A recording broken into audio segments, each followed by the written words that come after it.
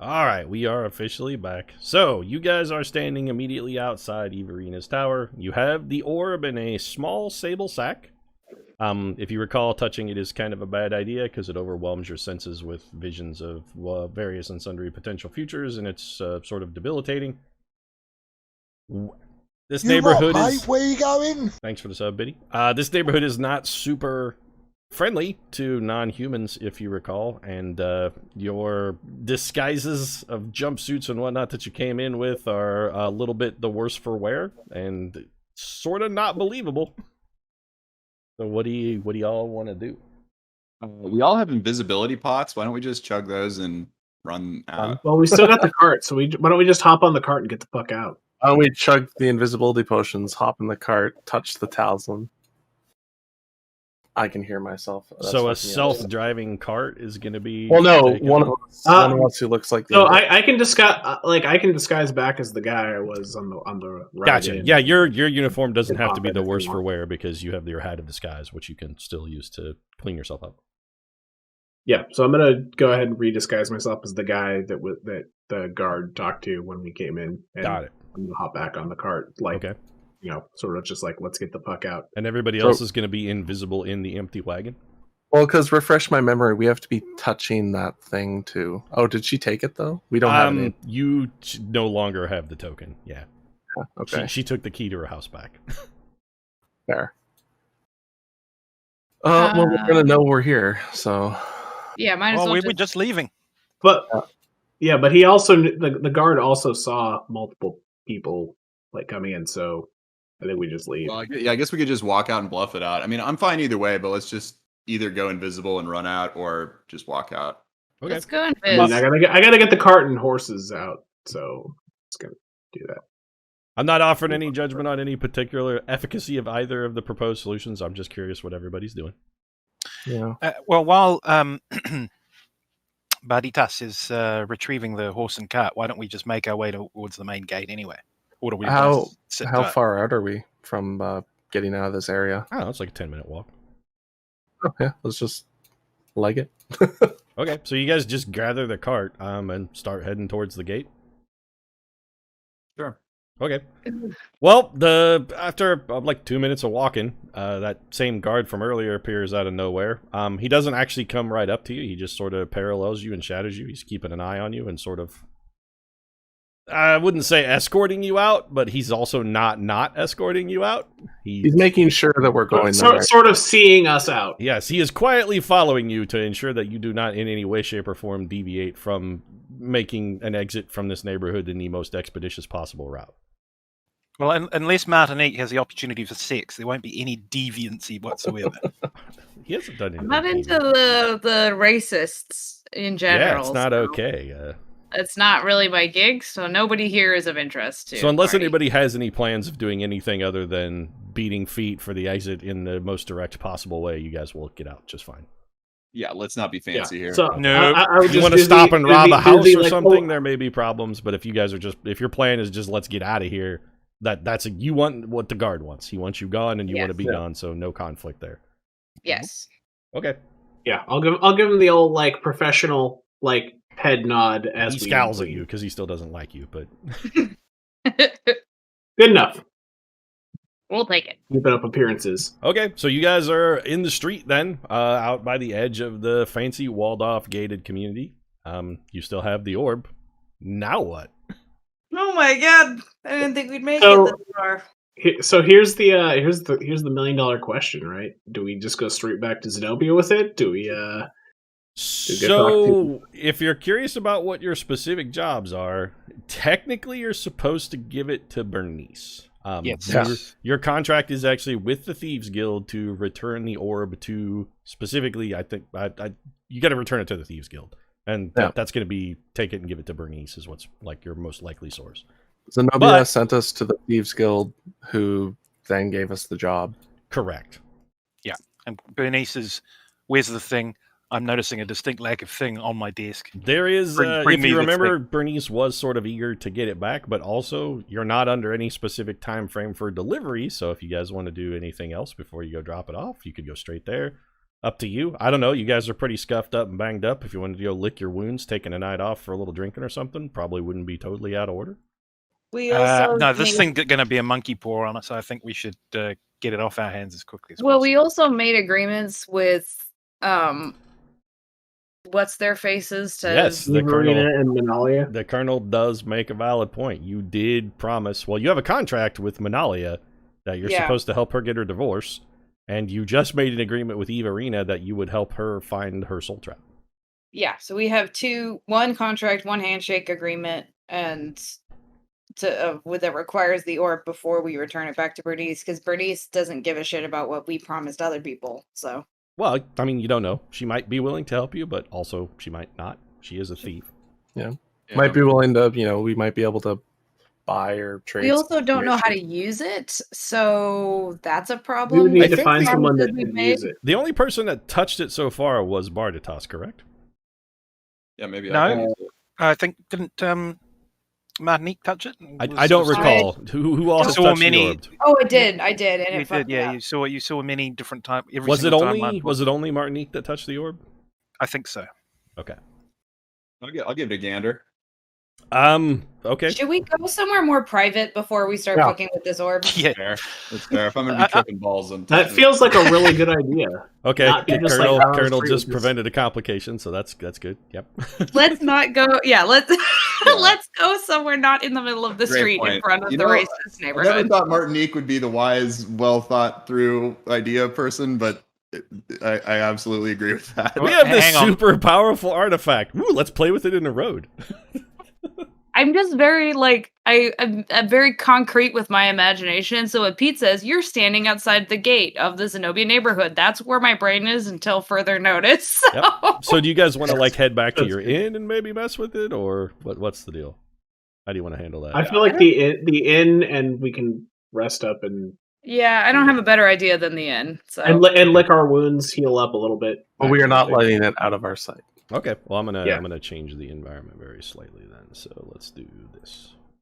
I have a suggestion, Okay. namely that we go back Hold to the the inn. inn and obviously go through a 7-hour in real time planning session and then have 3 minutes left for actual game time. But the idea would be that we return the orb, And then ask for help, but we don't turn up to the Thieves Guild with the orb. So if they say, get it and bring it to us now, we say, well, we have got it, but we need help doing something else. Could you please? that's not a bad idea. Just come yoink it from us, though. They're thieves. They Like, are good at the thieving. I mean, they did steal it from someone who is way more competent than you guys are. Yeah. so let's not alert them, and let's get it back to them soon. But let's just try A. Let's see if I can use it, and B. If not, let's maybe try Zenobia or something, just for purposes of finding the. Can we send we can send a message to Zenobia and be like, hey, can you help us find these things? Can you help us with Well, she these might things? complicate it too, because she might not want to give it to the Thieves Guild or something. I don't know. It might complicate our contract. Let's try step 1 to see if I can use it, because maybe I'm enough of a wizard or whatever to. Okay. To make Well, it happen. for openers, watch let's him just melt say his brain. you guys head back to the inn for the evening. So you guys wander back to your rooms at the Pale Dragon.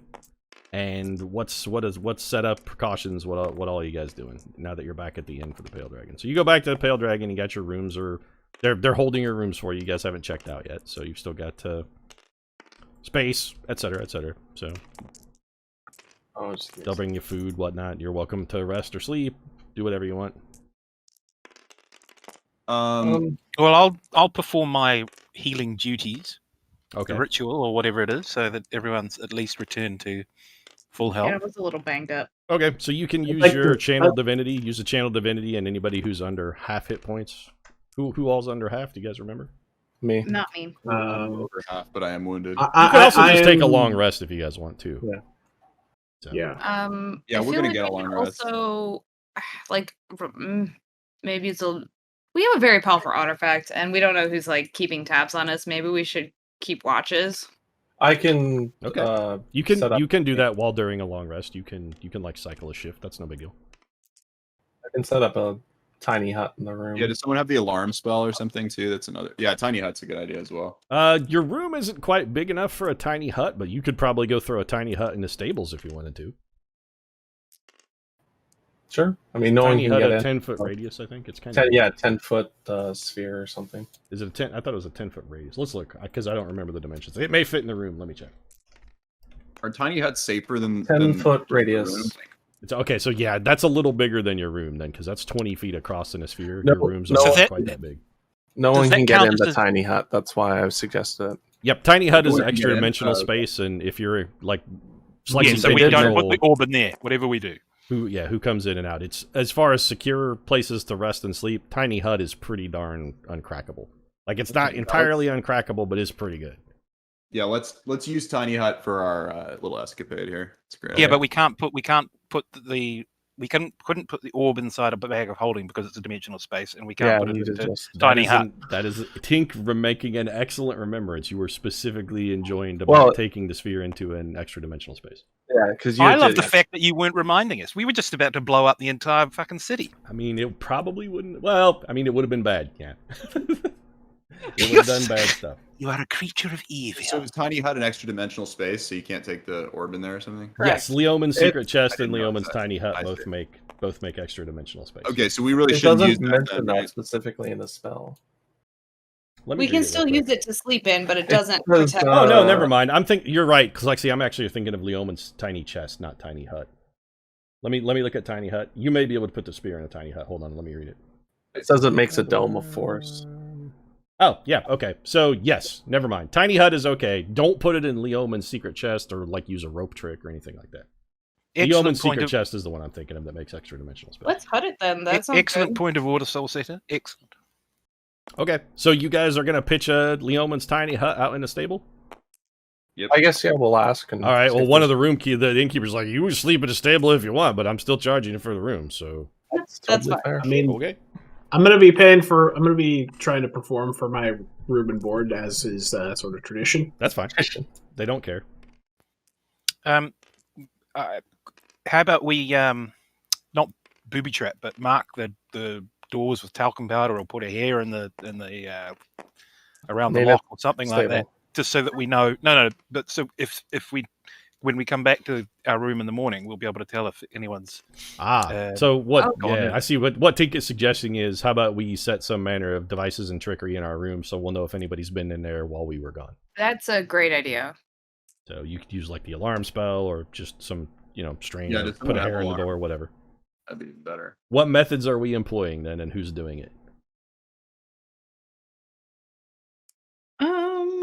Does anyone have alarm? I don't Well, know. first, can I No. go into the room and take an inventory about where everything is and stuff, so that I Sure. will just have a general sense of if stuff gets moved. You bet. Actually, when you may get into your room, make an investigation roll.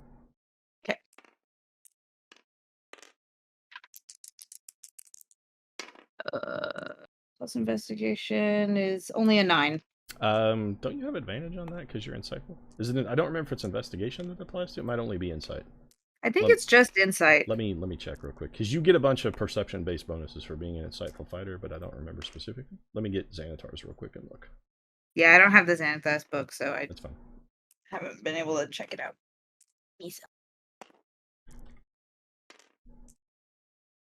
Because you have a skill called Eye for Detail. I know. I do have It eye for does detail. actually. Eye for Detail does apply to investigation checks. Okay. Yeah, Alright, that's I'll roll my for second spotting then. Steady eye. Nope, you don't have advantage. You just get extra. You get extra. You can do it as a bonus action to find hidden stuff. But you know what? Actually, go ahead and make that roll with advantage anyway. Well, the 17 was my Somebody's second roll. okay. Somebody's already been in your Very room and gone funny. through your shit. Oh, great. So Is like, anything missing? nope, they didn't steal anything. But like, you just noticed some very subtly that some stuff got moved. It's not exactly where you left it. My letters. So somebody's been in here and they moved some stuff around. Looks like they just kind of tossed the place very subtly and then put stuff back and left. They didn't steal anything though. But it definitely wasn't room service tidying. No, definitely not. No, somebody's been here and moved stuff that the maid would not have touched. Okay. I'll let the party know that there's already definitely been somebody in our room since we've been gone. Rifling and rummaging. And what kind of do you still want to set traps, or what? If so, what kind and how are you applying them? I would recommend against any kind of this trap murders you sort of trap, because you might accidentally kill, say, a maid. Yeah. So That would be I would bad. recommend against that, but other than that. Can I, with clairvoyance, can I use that from within the within our little sort of extra dimensional? If you're in Leoman's tiny hut, as long as Lexi's willing to let the eyeball out of the hut, yeah. And You have to be awake for it. Yeah, You have exactly. To, awake. is there any way? Is there like a super coffee spell to keep me awake all night? You can just not sleep. You don't get your spell slots back. Yeah, that's you don't recover any of the spells that you used. Also, you have to make a Constitution save or be fatigued on the following day. Yeah, but I'll just sleep during the day tomorrow. That's fine. being fatigued is bad. Fatigue bad. stacks pretty quick, and it fucks you up. I think the rotating shifts of people staying awake would be, Yeah, you guys can definitely do that. Just be like, so every 2 hours somebody else gets up and keeps an eye out. That's a fine way to effectively. You can get a long rest in and keep watch. It's perfectly fine. Let's do that then. So can I get inside the hut with it's okay for me to get inside the hut with the crystal, right? Yes. Okay, can I get inside the hut with the crystal, but then before I touch it, can I, as a ritual, cast augury and attempt to divine what will happen, good or bad, basically, what if I were to touch the stone? Let me look at augury. Yeah, I'm just gonna set up. It's basically Magic 8-Ball. You basically say like good, bad, or mix of good. Yeah, and bad. I'm vaguely know what it is. I just don't remember the specifics. Let me look at the specifics real quick.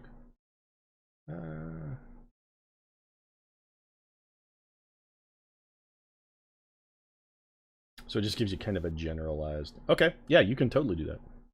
All right. Yeah. So what is it? What's the proposed action that you're going to? To lay hands upon the seeing crystal and attempt to use it. Okay. So you roll the bones. Well, I don't know. What's your augury take? What kind of divination tool do you use when you cast this? Oh, I suppose Tarot cards, bones, dice. What do you got? Submitting paperwork. Yeah, it could be paperwork. I would be like doing some sort of like reading. I feel like it would actually be like sort of how there's people who do like biblical augury where they like flip to a random page of the Bible and like pick a word and that divines something. But I'm going to do it in the tax code instead. Got of the it. Bible. Okay. So Biddy grabs a copy of the tax code of Zenobia and then grabs a pen and hovers it over the page and stabs down. And the word it lands on is ambivalent. Okay. Well, it doesn't sound bad. At least I guess I'll give it a shot. Okay, you touch the orb, and when you try to use it, your senses are completely overwhelmed. You see 10 million possible different futures all at the same time. In one of them, you accidentally stuck the orb into a Leoman secret chest, and the entire world exploded into a giant fireball like the Death Star. In another one, you're like eating soup right now. It's just, there's all kinds of craziness. In another one, your broken body is just laying dead in the street, and Nisly Nolan is licking your blood off the paving tiles. So... Ooh. It's just an overwhelming onslaught, like the entire multiverse. You can see all of it at once, and it's just too much for you to handle. I don't like any sort of future where eating soup is counted as extreme crazy. Make an Arcana roll for me, Biddy. You betcha. Ooh, I haven't grabbed my dice this time yet. Delinquent. Arcana. That's called bibliomancy, and I love that that's your method. Exactly. I knew there was a term for it. That's hilarious. That would be a 9, unfortunately. Okay, so after about 30 seconds of touching the orb, you pass out. Biddy is now unconscious. Okay, well... So Biddy touches the orb, his eyes roll back in his head, he drools a little bit, and about 30 seconds later, he slumps over sideways and is unconscious and snoring loudly. Okay, so I'll reach over because I have to be in the sphere. So I'll reach over and check to see if he's okay. He appears to be. It seems like he's super drunk, like he blacked out, as if he had drunk a lot. Just do it quickly before Martinique exercises her patent. Remember that time Bardatos drank 40 40 shots of Dwarven liquor in 30 seconds to win a 5 gold piece bet? He looks exactly like Bardatos did when he drug him out of that inn. Fair. Also, just to suggest or say, like, you guys don't have to sleep in here or stay in here all night. You can just Are you kicking us So, out? No, Yeah. no, I'm just saying I'm the only one. I'm the only one who really has to stay in the sphere. Slexi can't leave without ending the spell, is the thing. Oh, right. You guys can come and go Oh. as you please. Yeah, you guys can Yeah, go in and I out was and going get food to, or do whatever you want. can I use like a spare loot string as sort of like a trip detector on my room? Sure. Make a. I'm trying to think what that would be. Make an investigation roll for me. Now, you know what? Sorry, let me revisit that. Make a sleight of hand roll, actually, for a judge like a. Yeah, that'd be a little more appropriate. Can I use guidance to give him a hand? Sure. So Oh, one add a Add a D4. d4. okay. So I have 15 plus 18. Okay. So you go up to all of your rooms and you take some various loot strings and thin threads and stuff and sort of drape them around off of door hinges and corners and door handles and places they'll be hard to spot, and then just those are in place. If you're pretty sure if anybody comes in or out, you're gonna be able to tell. But also bear in mind that may just be like the maid to change the chamber pot. So Yeah, but there's Okay. no one's going to be going into the room after the lights out, right? In the evening. usually Other the than maid comes to tidy up in the mornings. Yeah. So Yeah, I mean, it's afternoonish now. It's probably like 3:30, 4 o'clock. In the Yeah, afternoon. so we would set that up after we retire for the evening, I guess. Okay. Anything else? Anybody else want to mess with the orb a little? Nope. After about an hour, Biddy wakes up. Biddy, you're With a- really with- hungry. with a migraine. Little headache, yeah. Man, I could go for some waffles right now. Before I turn in, whatever, I just ask for someone to take me some food. And Oh, That's you can, about it. yeah, you can actually just shout at one of the help coming out of the back of the inn. You're like, "Hey, would you bring some waffles out here?" And they're like, "Yeah, sure." They'll bring waffles out to the hut. They don't care. yeah, but other than that, I'll just be But- out in the shed. Do I have to roll for my playing for my room and board? You're competent enough that if you're not trying to do anything extraordinary or fancy, you don't need to roll. Your supper is free. You sing for your supper for about an hour and whatever you want. You know, your room and board and whatnot is comped. And I Okay. presume that because it's no longer breakfast, lettuce is back on the menu. You could get some It lettuce, looks sure. like lettuce is back on the menu. They have some nice, like, you know, roast zucchini and whatnot as well. If you want some other, you know, if you want to branch out a little. Yeah, well, I'll wrap some barbecued zucchini into some lettuce and boil it. It's like a hot dog. Well, okay, it's like a hot, gross Slimy. boiled Like- zucchini and a lettuce just leaf. one. Blech. Crunchy sad noodle. Gross, yeah. All right, well, Tink eats something that he calls a Sadness. hot dog that looks terrible and smells worse. And anybody else want to do anything before you guys turn in and take a long rest? Don't so. Okay. So everybody, you guys run through the night cycling shifts every 2 hours. Nothing untoward or unseemly happens. You just spend the night sleeping on the floor of a stable in Leoman's tiny hut, and it's morning time. You guys wake up, prepare your spells, say your prayers, etc., etc. It's a dawn of a new day. It's about 8 a.m. and you're ready to go. Town's bustling. We should take this. back to Breakfast is Bernice. being served, so no lettuce is available, but anything else you might want is handy. Okay, I'll Famed- take a, the famed breakfast tool burrito. metabolism It's is forbidden. serving me well. They've got a bangers and mash breakfast burrito, which is fantastic. It's like chopped up bangers with mashed potatoes in a burrito with some nice like sharp cheddar on it. It's really good. Oh, then I'll have one of those. Yeah, so we should we need to decide if like Yeah, who we we're- decide what we're doing. what we're doing with this thing. So I guess the question is, do we know of anyone in this town that could potentially use this thing to help us with our quest, or should we try to send a note to Zenobia and be like, hey, so You know of two people who you think probably have a reasonable shot at using this. One is Zenobia, and the other one is her daughter. Diana or what's her name? Jennifer is her name. Jennifer. Yeah. Other than let's- that, you're not let's, sure if there's because like Everina was a more powerful sorceress than she was like one of the most other powerful sorceresses in the city, and she also was not successful at using it. So that's not to say there isn't anybody else who can use, but just if there is, you're not sure who that person would be, other than Can, Zenobia and Jennifer for sure. Can we dispatch a note to Jennifer? Sure. Yeah, she seemed a little more sort of focused on. This reality. What would Yeah. you like it to say? Can we set the Morse code broom? Do you want the broom to So- deliver the note? I thought Fall had the broom. Yeah, you don't have the broom. we don't Yeah, have the Fall broom. has not returned you with your Ah, broom okay, yet. Yeah. Okay. She's off, like, investigating mummies. Oh yes, that's right. She's gone off on her crusade. Mhm. So I was thinking we would do the we could send her a retrieve. It's like, hey, it's like, can you read? Can you help us locate something with orb or something? Okay. So Um, you and- how do you want to have that I delivered? mean, I could just take sending for this day, but I'm preparing my spells right now. Mm, I mean, I'm fine walking over and just like, yeah, like, I guess I could just walk over and be like, hey, we could just, let's see yeah. here. Okay. I mean, if it's just I want to walk over to the tower, you can do that. It's fine. We're not So- that far from the Yeah. tower, right? It's like maybe a mile and a half, not super far. Yeah, let's do that.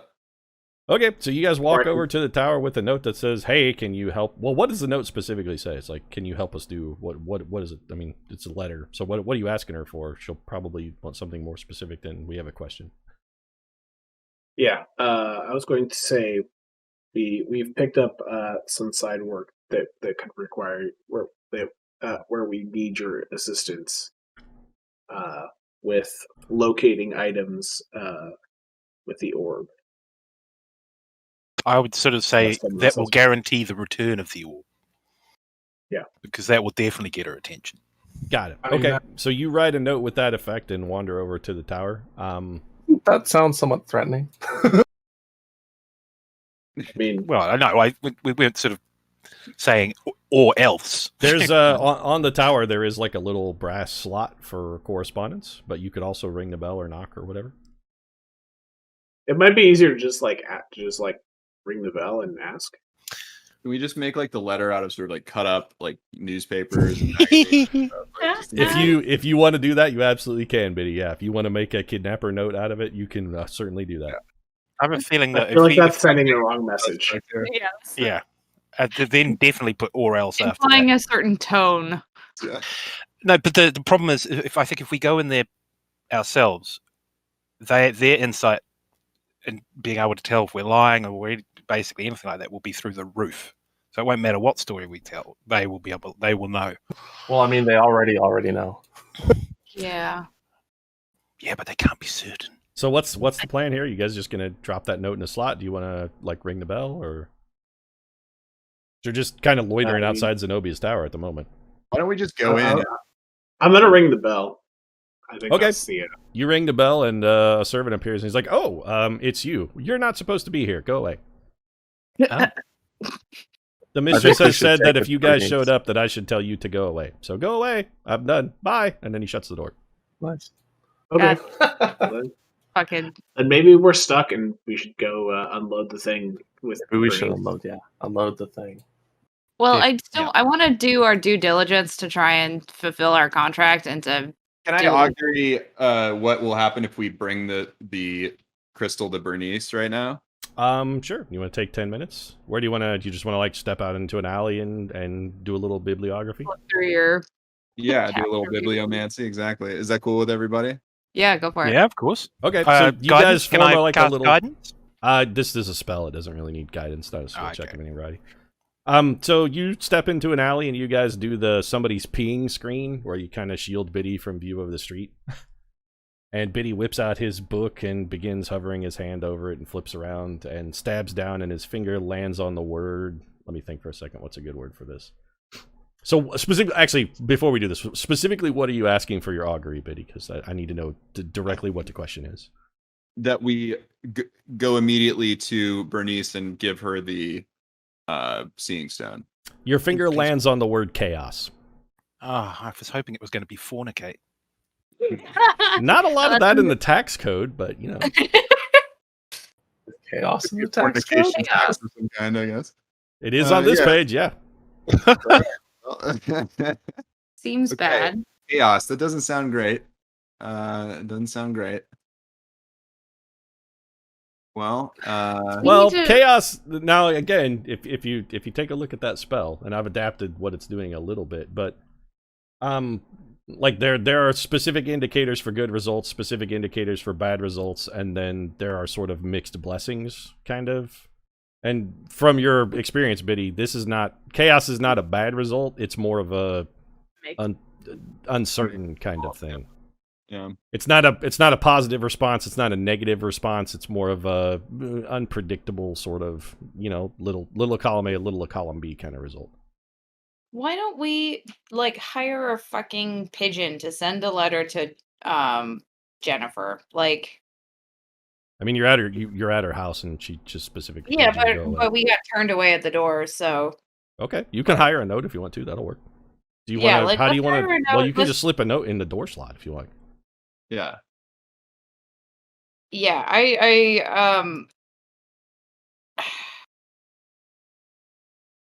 don't know. I think we need to just actually we need more information than what we currently have. So Do you want to deliver the note that you already have then? yeah, let's just actually deliver it. Let's ignore the servant or whatever. Okay. Send So a note. Last time we attempted to send a note, she preempted us with a note. So Okay. I'm just curious to see what'll happen if we actually try to deliver it. So when you go in and lift up the little brass slot, a note slips out at you before you can push yours in, and it says, "No, seriously, go away." Do I have I'm sure somebody has a pen. I want to I want to scribble Y on the back of her note and shove it back through the So slot. as soon as you put pen to paper, another note pops out of the slot, and it says, "What part of go away do you not understand? Seriously, piss off." Does anyone hear the sound of a train?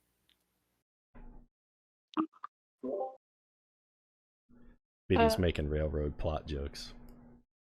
What's that? Biddy's making a joke about a railroad plot. He feels he's being railroaded. There are reasons for this. You just don't understand them things. You can't see every future in the multiverse. You're not the DM. Oh, I know. Okay, fine. So then I guess I'm just curious about I feel like there are options that we haven't looked at yet or thought about yet. There definitely are. There's all kinds of stuff you guys could do. But this particular one, you're getting a very specific answer from people who, know stuff. Which is weird, because they know that we have the orb, and they don't want us to come here. So that's... You're getting a strong suspicion that, yeah, they actually don't want you to bring it to them. Which is weird. Supposed to go to Bernice. I mean, that is the easiest option. We could try something else, but obviously none of us can use it, and they don't want it, so... Well, that's not to say we you can't use it. Just you didn't. Well, it's hard. It's a hard thing to do, and you didn't make a very good roll. So, I think we raked over this particular question after the initial encounters, namely that the Thieves Guild is the second most powerful, or the most powerful guild in the town, and they don't want outright war between them and Zenobia, or Zenobia doesn't want it. So I think they basically seem to be telling us to do what within the strictures of the original. Exactly. It's almost as if Zenobia knows something that you guys don't know. Dun, dun, look, dun. I'm all fresh up on chronal shifts and shit. I could just go do a double try on my check and see if I can use this crystal successfully today. Apparently, I just didn't get a good check yesterday. Maybe that'll get us there. We should not do that in public, but that's not a bad idea.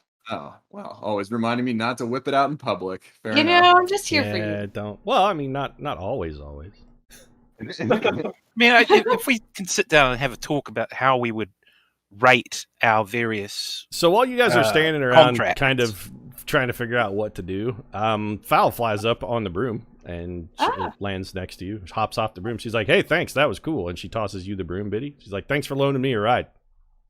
Oh, anytime.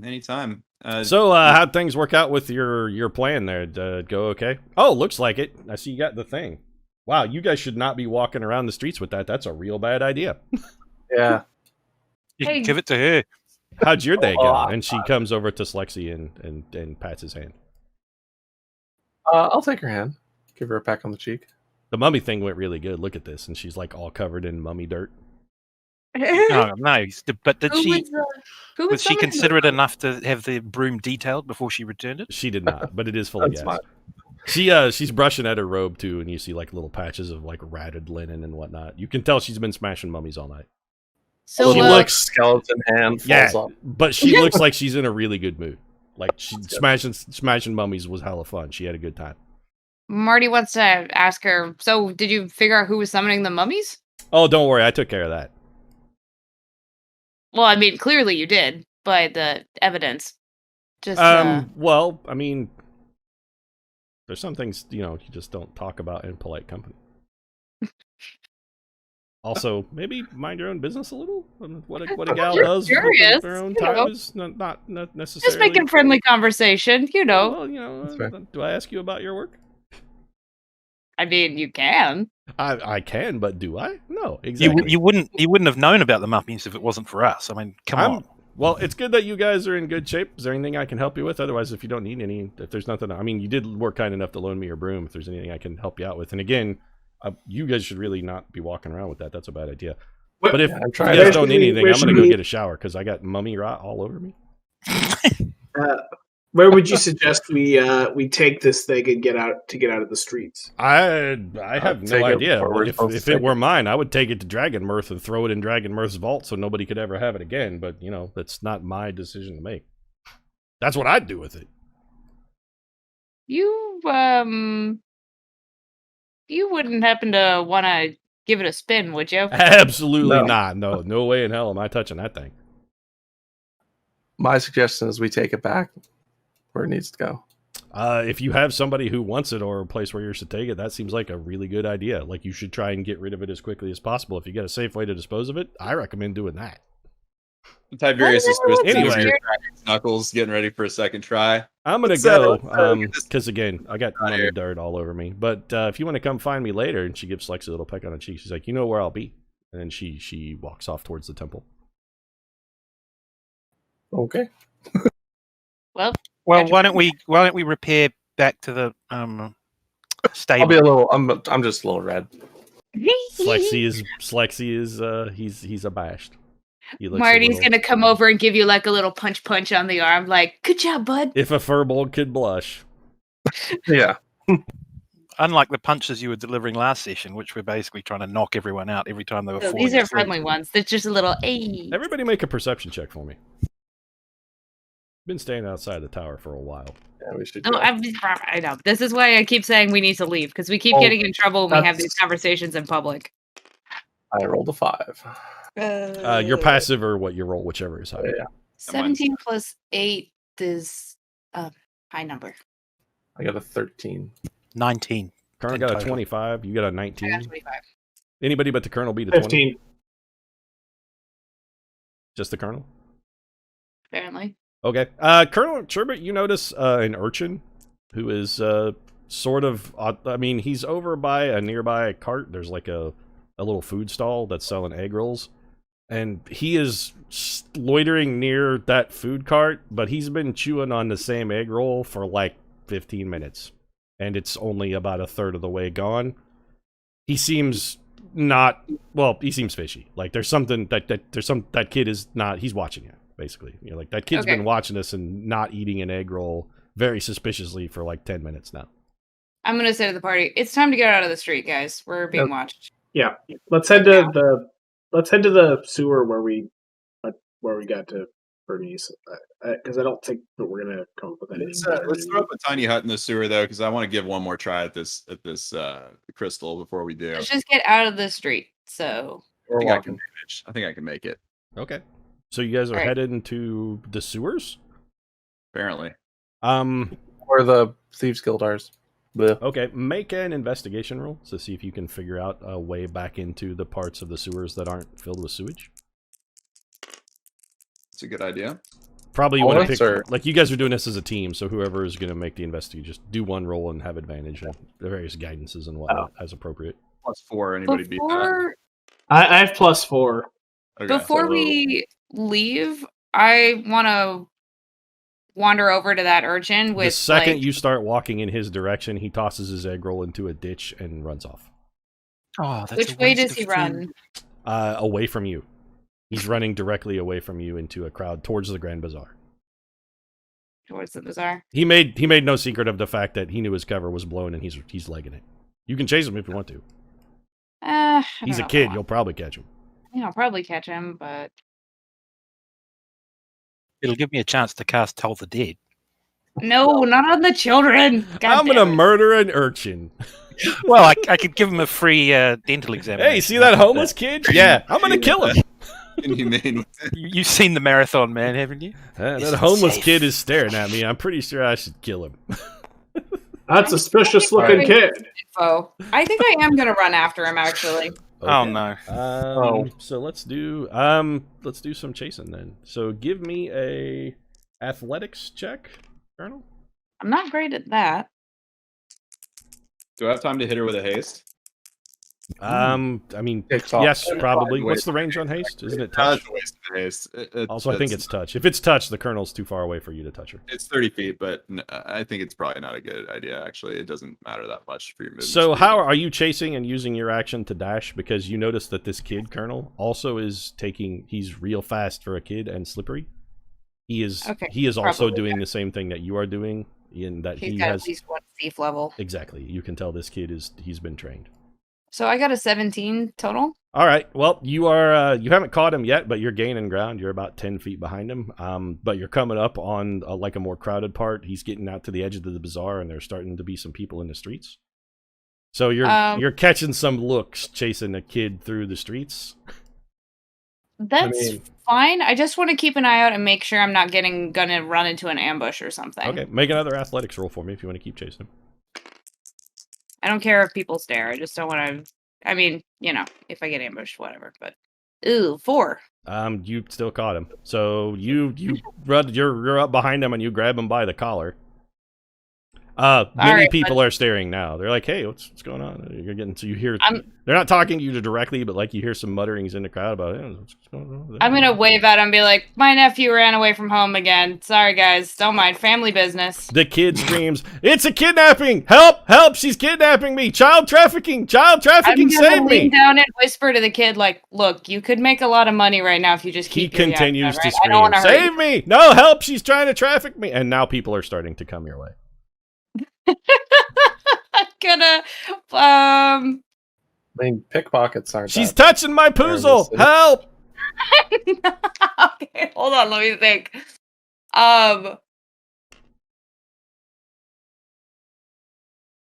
I try an intimidation check on the kid just Sure. to get him to Yeah, stop screaming? absolutely.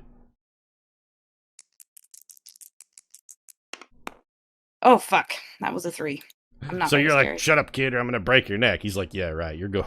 No, what I was trying to do was Help! to tell She's him trying like, to get look, my adrenochrome. Somebody save me! And I'm now like, there are "Look, some kid, local I know you were shopkeepers and stuff who have grabbed brooms and are approaching. They're like, I'm "Hey, let gonna him go." throw this kid over my shoulder and run. This is clearly going badly. Okay, make a. I'm trying to remember what the rules for this is. Hold on, let me look one second. I gotta look. This up. Nice to see you again, Your Honor. It's actually kind of difficult to move while grappling people. We'd like to add child molestation to our list of. I haven't molested him. He just claimed that you did, though. That's all it takes, right? All right, Colonel, make an attack roll against the kid.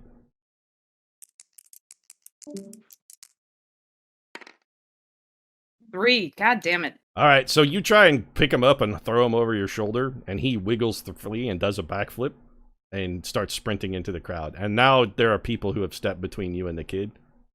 And as he's flipping off, he's like, "So long, jump!" And he flips back, and then the crowd closes in. And now there's some angry shopkeepers like, "Hey, what's going on?" They're coming your way, and they look like they're going to hit you with brooms and various and sundry sticks. Look, the shit took my purse. What are you guys talking about? Like, back off, yo. I thought you said it was a family matter. Yeah, he's my nephew. He stole my money. I think maybe we should call the con. Somebody call the con. Then now people are starting to. There's a. I'm going to dip hard. So you're gonna try and flee?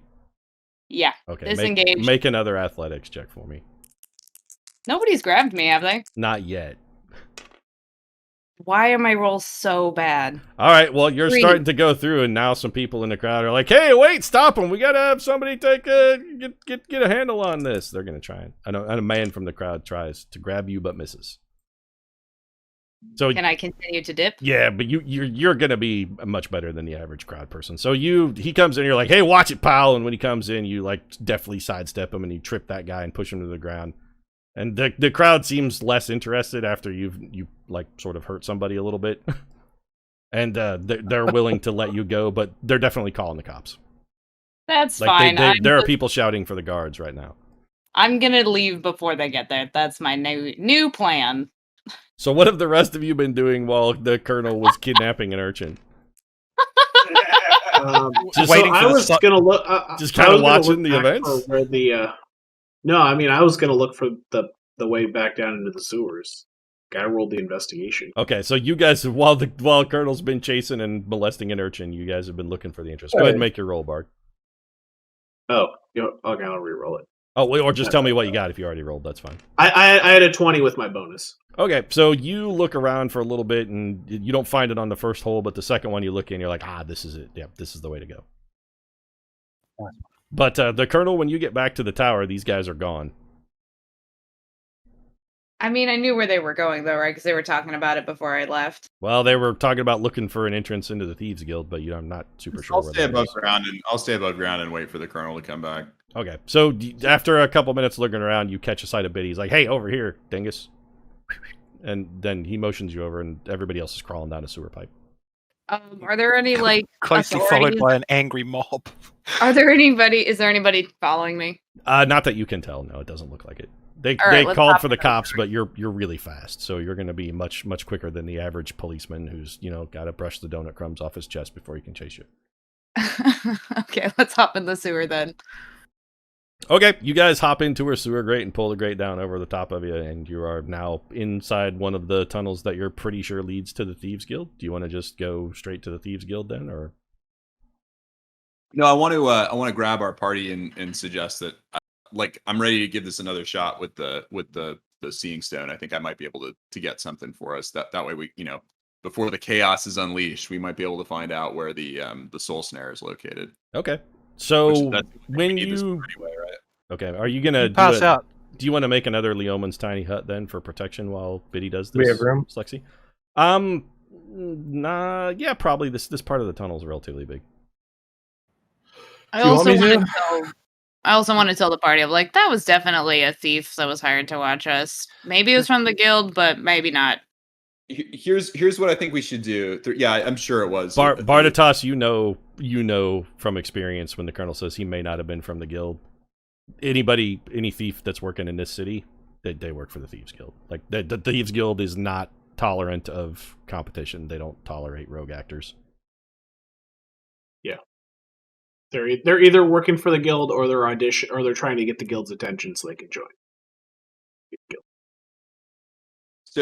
So here's what I think we should do. Throw up a tiny hut. I'm going to cast Fortune's Favor on myself. It's going to cost me 100 gold pearl, but that way I effectively get the best of like 3d20s if I want to use that plus Chronal Shift. So I can try to get my check as high as possible and hopefully be able to use this thing. And then if we have time, we'll take a short rest and maybe I can get some spell slots back and then go return this thing.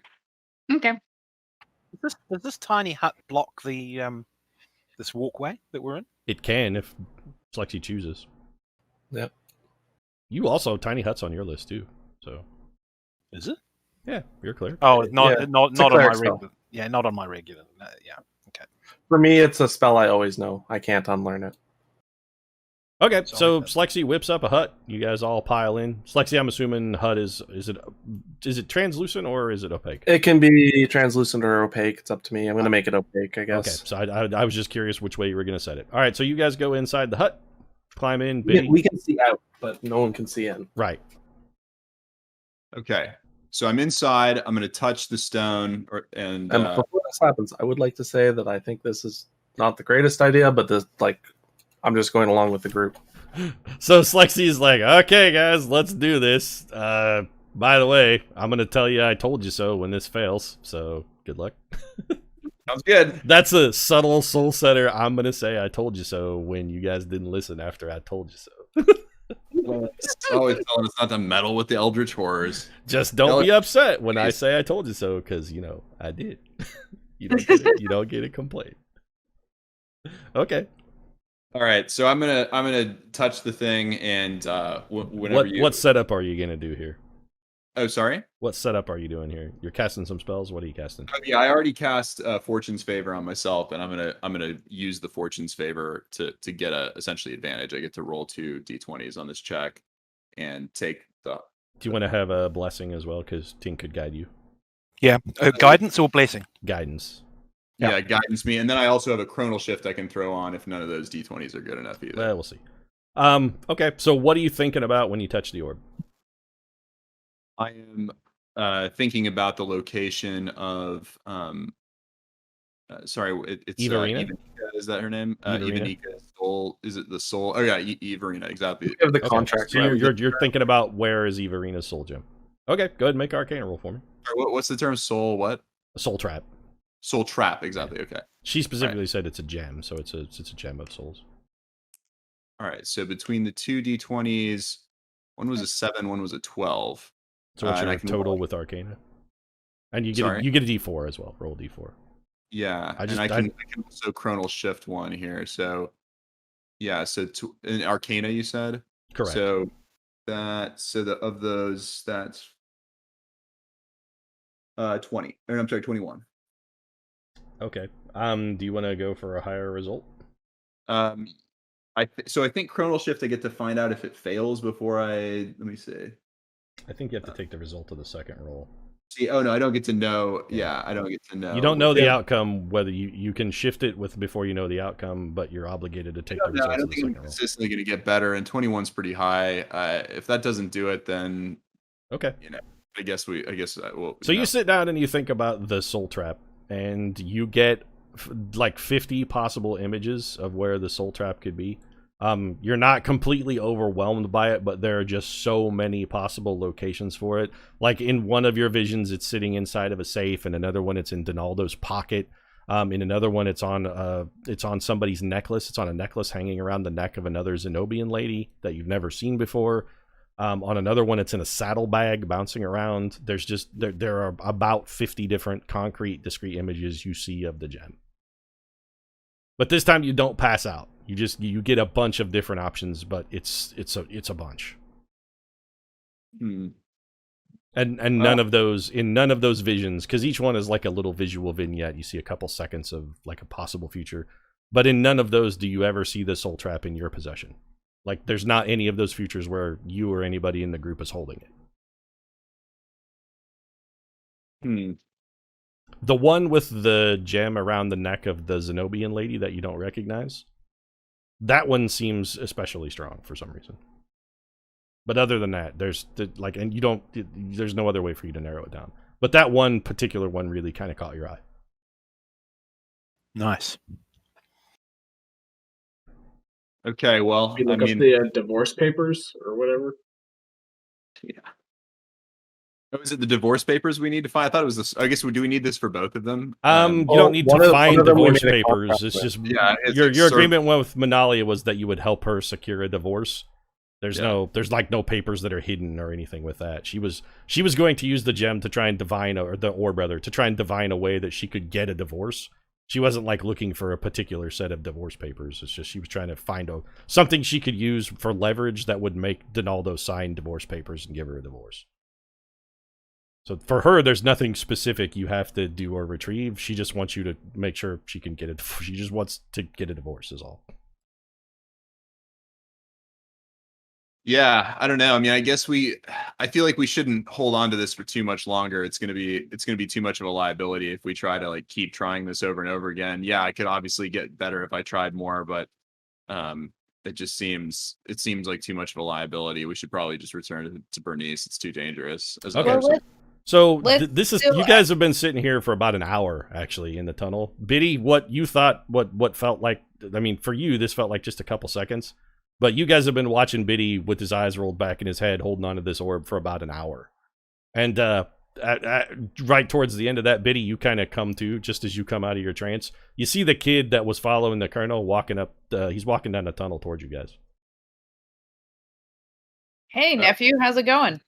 I hope you didn't get your ass kicked too bad. The QAnon thing where I say I'm getting sex trafficked works every time, man. I've stolen so many purses with that bit. People in this town are fucking stupid. Yeah, no, Anyway, I are you guys respect that coming or legit- what? You've been in this tunnel for like an hour. Technically, I don't think he can see us. He can see the tent though, can he? Oh yeah. He can see it, but it's opaque. So I mean, we know you're in there, And- so yeah. You guys coming out or what? I mean, I can wait. That only lasts 8 hours. If you guys want to drag this out, that's fine. But Bernice is waiting. And he's getting pretty impatient. I want to get my spell slots back. Do you want to take a half hour in the tunnel? I mean, is he going to let us stay there for a half hour to get some spell Probably. spells? He doesn't really have a great deal of options, but he's like, Bernice is waiting and she's getting impatient. like they can't get in like this. I can hold for 8 hours. They can't. Yeah, get like, There So are give us ways one inside of there are ways inside of there are it, ways in. but it's going to be probably more trouble than it's worth. I mean, I'd love a short rest so I can get my spell slots, but I'm down. Whatever. So if you want to take a short rest, you can. So Sweet. all right. Well, I the don't kid think is it's a good sitting idea. outside the dome, going, "All right, you guys are going to be dick nozzles. I'll be back in a minute then." And he wanders off. After about 5 minutes, he wanders off. And about 10 minutes later, he comes back with like 40 thieves. And one of them has a So he's spell. Alibaba.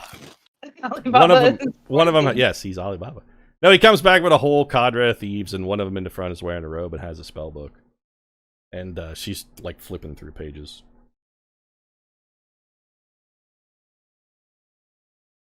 So is my short rest over, or You need about Oh, another 5 minutes.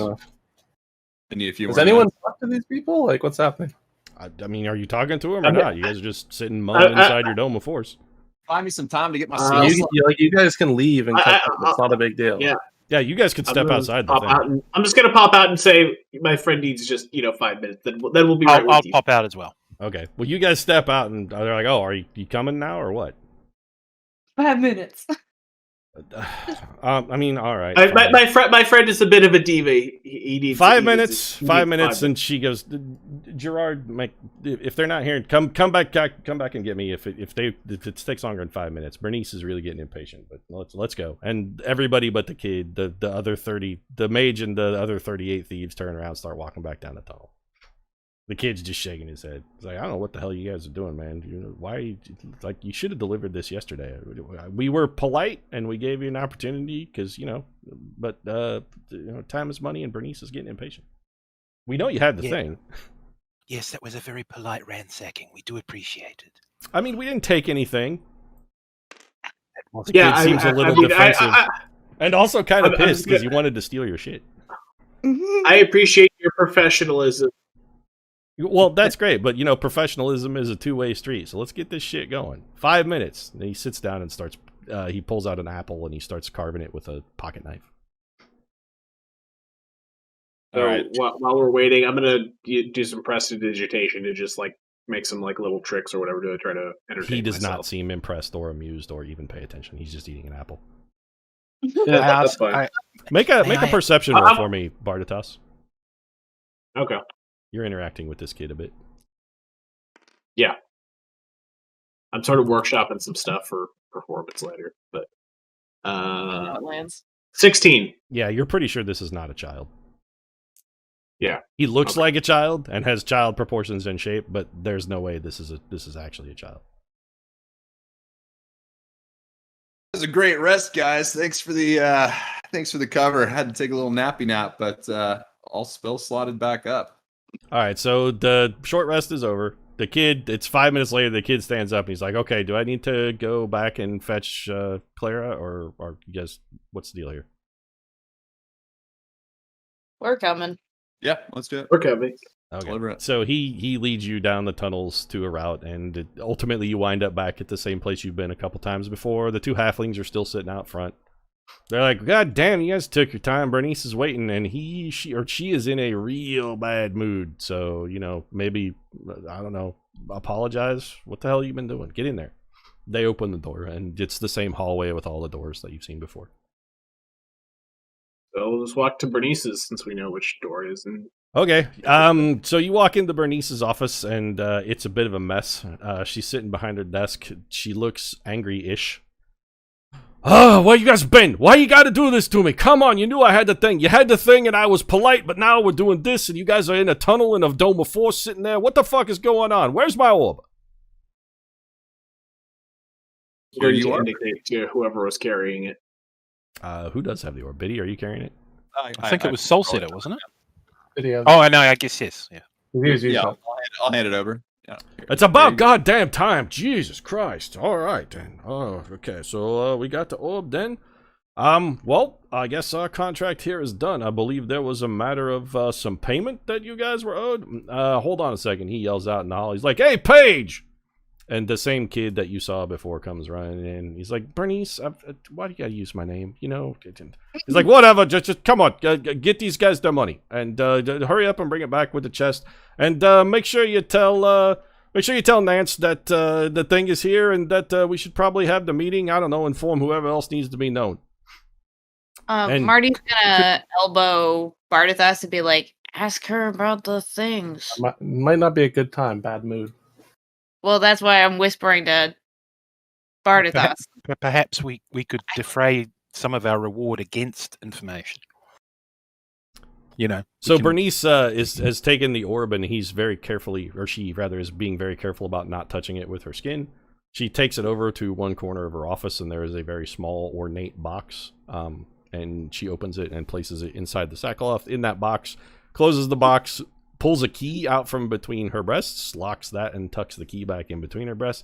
Ah, okay, very good. The thing is finally back. So, what took you so long? Sorry about earlier. I'm a little flustered, but I don't, you know, a person expects a little bit of expedition, and you guys were not expeditious with the retrieval of my goods. Well, listen, it was not easy to get. It was very picked up some extra, work along the way. Subcontracting and such. We're looking for a soul trap, and we were wondering how, it's as professional. Are you good with these things, or do you have someone else that handles this kind of good with what kind of things? I don't know what you're talking about.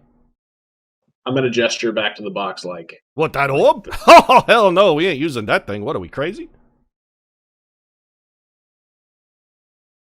Why is everybody so scared to use this thing? I'm confused. Marty's gonna say that to Bernice. Oh, well, I mean, you don't want to... Okay, look, kid, when you're messing with the futures of the multiverse, this is very... This is very complicated and dangerous shit. Like, for instance, let's say you look into one future, and in that future you run for president, and you get elected. So you decide it's a great idea. Hey, I'm going to be president. And then you spend a lot of money pursuing a campaign for that, thinking, I'm going to ride the groundswell of popular opinion and become the new king of Zenobia. And then you actually go for the campaign, and nothing turns out the way it does because you looked into the future, but the one that you looked at ain't the right future. And so you saw one that ain't coming through, and then you waste a whole bunch of money and wind up being the king of a thieves guild.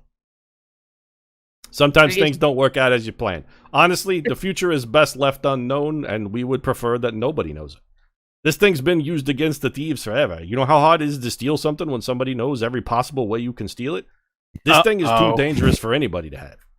So why do you think you guys were able to steal it in the first place? I genuinely don't know. It doesn't make any sense to me. Zenobia, if she was using this, the only explanation we've been able to come up with is that Zenobia wanted it to be stolen. I don't know why. I don't know what a scheme is, but that's the only way. The only way we were allowed to steal this is because she let us do it. Or her daughter. I don't know. Sometimes I get the feeling like maybe there's some kind of weird power dynamic between them, but then other times I kind of feel like they're definitely on the same team. It's a weird situation. I'm gonna take this thing and give it. Oh, go ahead, Bardathas. Into like the comment about the daughter. Does like Bernice know more? Like, seem to have more knowledge than kind of just like make the an broad. insight check for me.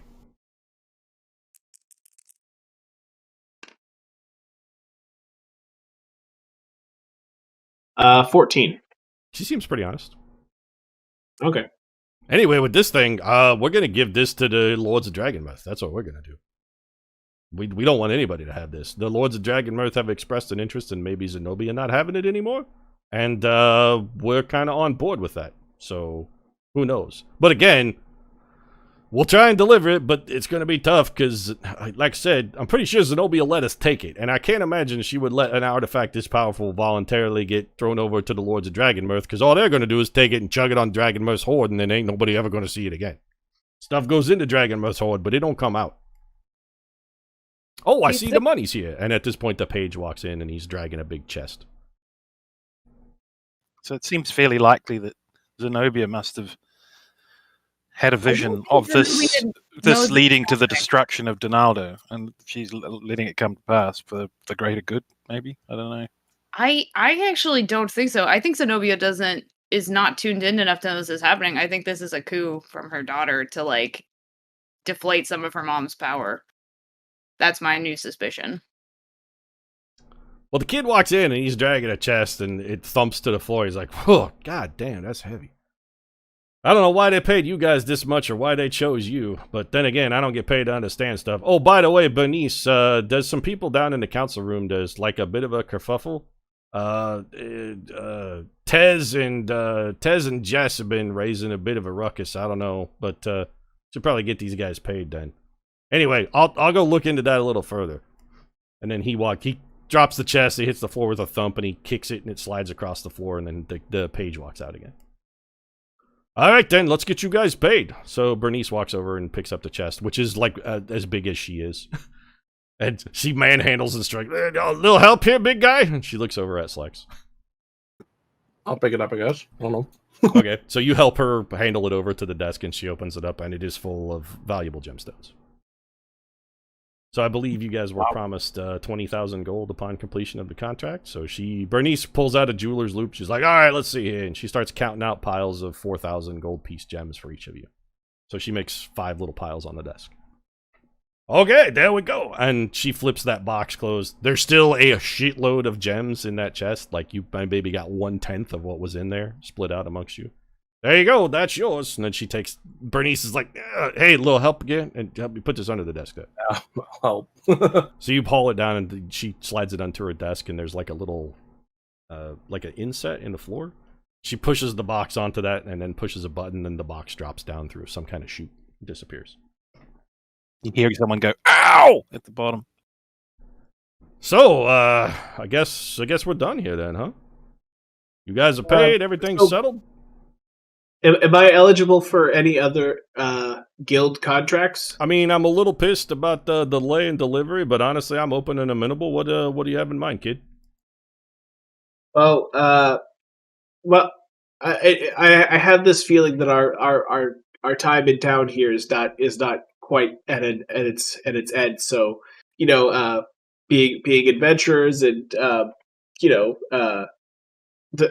and myself being formerly a thief, I figured there could be some way that I could keep working in town. You asking for an audition, kid? Because honestly, I feel like no audition is required. You want to be a member of the Zenobian Thieves Guild, you're in. I'll do it right now. He walks over and he walks over to his stand and pulls out a dagger. He's like, kneel down, kid. You want to be a member, you're in. Well, I'm just going to go ahead and kneel down. Okay, so you kneel down. He walks over and punches you in the face with the hilt of a dagger. Never take your eyes off the target, kid. That's lesson 1. Welcome to the Thieves Guild. And then he throws you the dagger. I'm going to laugh. Like a nice, deep laugh. So you now have a dagger. It has a silver blade. It is a +1. It is a dagger +1, but it also has the silvered property. And there's a small insignia on the hilt as well. Is the insignia like the little Thieves Guild sign? It's just a mask. It's like a classic bandit mask. Anything else? Well, you want a job? You want a mission? Well, I don't really have anything for you at the moment, but you're officially a member of the guild with all rights and privileges therein too. Any of the rest of you want in? I mean, I got more knives.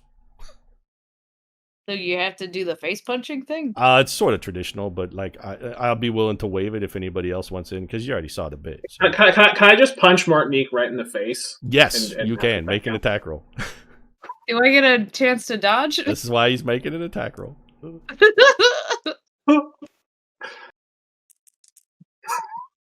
God damn it. 18. That hits your Right? AC, Colonel. Yeah, so that's a whiff. So And Marty's Silk takes gonna- a swipe at you with the hilt of his dagger, but he misses because you're paying. So you duck, and Bernie's is like, "Ha ha! But I knew I liked this bald guy. You know what, kid? You're all right here." And he throws you a dagger too, Martinique. He's like, "No more punching. If anybody else had one, that was a good bit, though, kid. Good bit.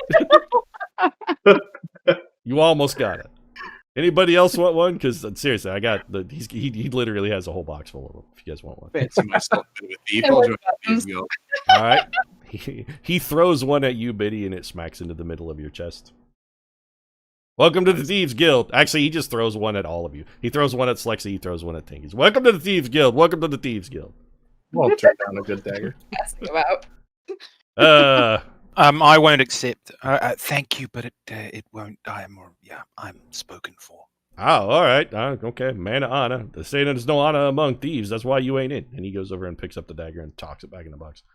Anything else you guys need? And at about this time, make perception checks for me. Okay. Bernice did not notice. I got a nat 20. Hey, your first good roll. What's your Hey, total, whoa. Colonel? 15. 28 is my total. Anybody? Let me know who gets above a 15. A 15 or better.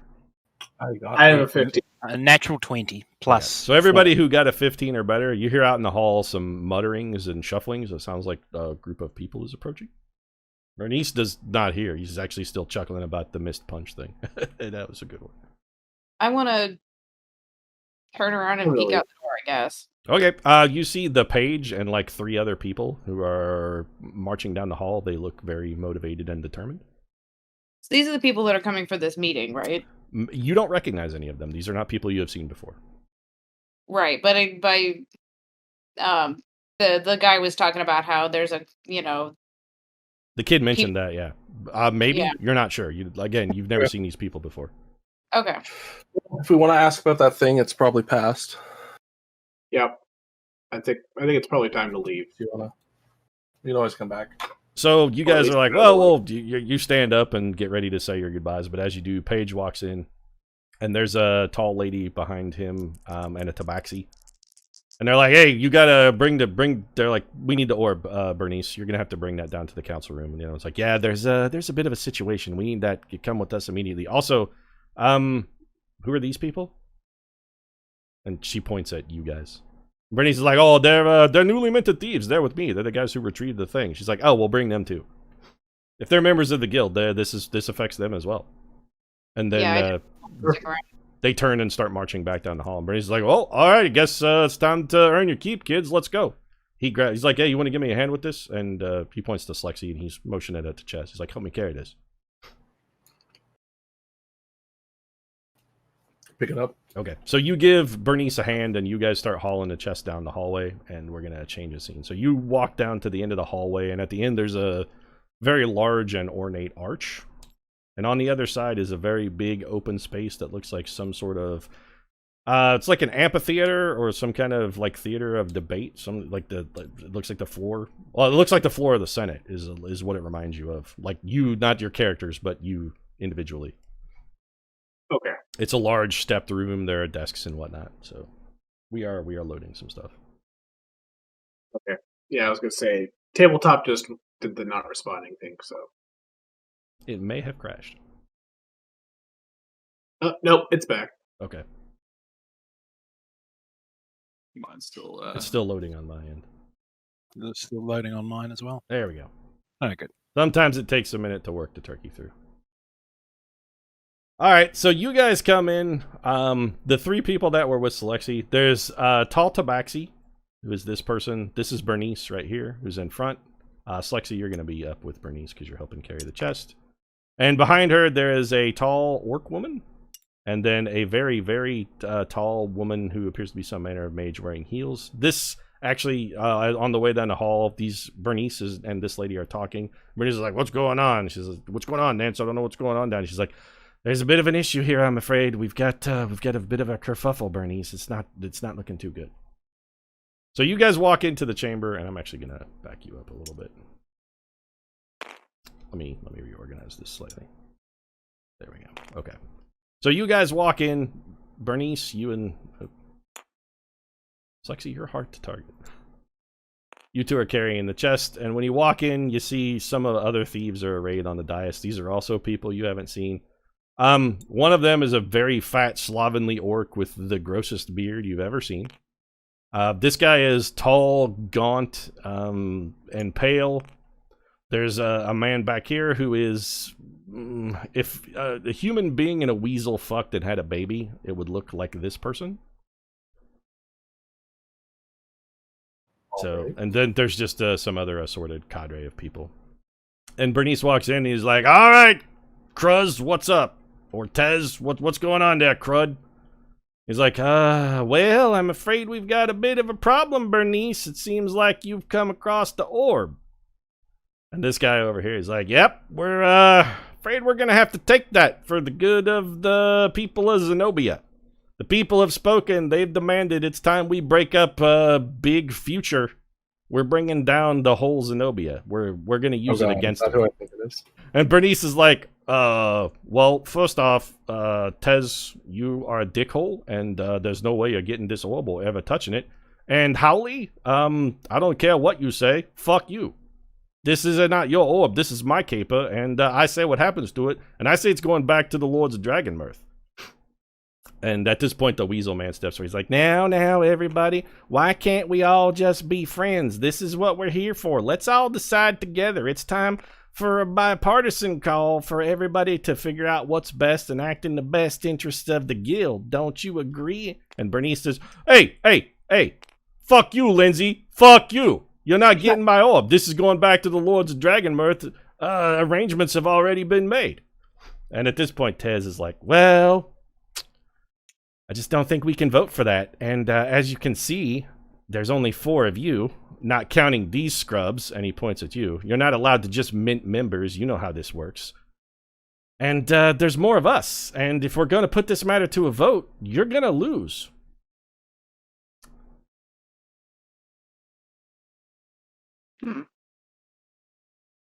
Bernice looks a little confused. He's like, so what are you saying there, Tez? I mean, the guild has been operating for almost 200 years without any kind of problem. Are you saying what I think you're saying? And the Weasel guy's like, now, everybody just calm down. I think we can all come to a peaceable... And then the tall, skinny guy in the back is like, fuck this, it's on! And he starts casting a spell. So we're going to roll initiative. Oh my god. So hold on a second. I got to make some notes here. Dice, please? Party is like politics. I'll get dice in a minute. Strategy hard. Combat good. There you go. Those are yours. There's dice. Whee! Brightly lit in here. Tez, Crud, Jess, Howley. It is brightly lit, yes. Lindsay. Pete, I regret giving you this idea, by the way. I don't remember anybody giving me this idea because I wrote this down months ago. Oh, I thought I made some crack about Ted Cruz and Hall. Tez Crud is here, yes, and Jess Howley is also here. But this is not. Let's see. So then there is that guy. Hold on a minute.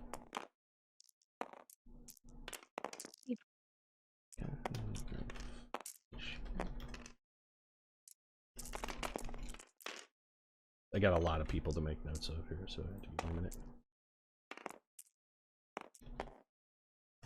And then...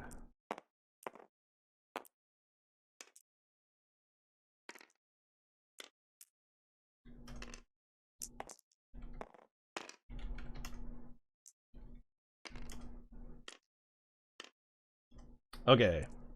So I gotta make a bunch of initiative rolls. You're gonna have to give me a second here. The party's like, we don't know what to do. We can't keep track of strategy. No, DM's you're like, members of the "Right, Thieves roll for Guild now. initiative." This is part of your bit. Eternal Members of the conflict. Thieves Guild. Yep. So, No, I'm still Strictly speaking, I'm not a member. I would like to recluse myself. You are strongly associated with the Thieves Guild, however, since your entire party is now Thieves Guild members. Okay. It's like, you can all die. It's not my problem. Well, I won't stand around and let you die. I just don't want anyone fighting me. Top, okay, and then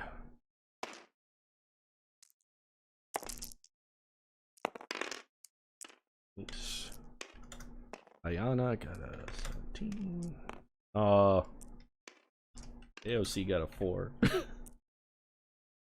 Oh, there's an AOC. Yeah, the Tabaxi. Attack the AOC. Protect AOC! Are we Protect storming the Capitol building? And Nance got a 18. I mean, this looks very much like the Chamber of the Senate there at desks and stuff. Okay, so Colonel Sherbert, what'd you get for initiative? Oh boy.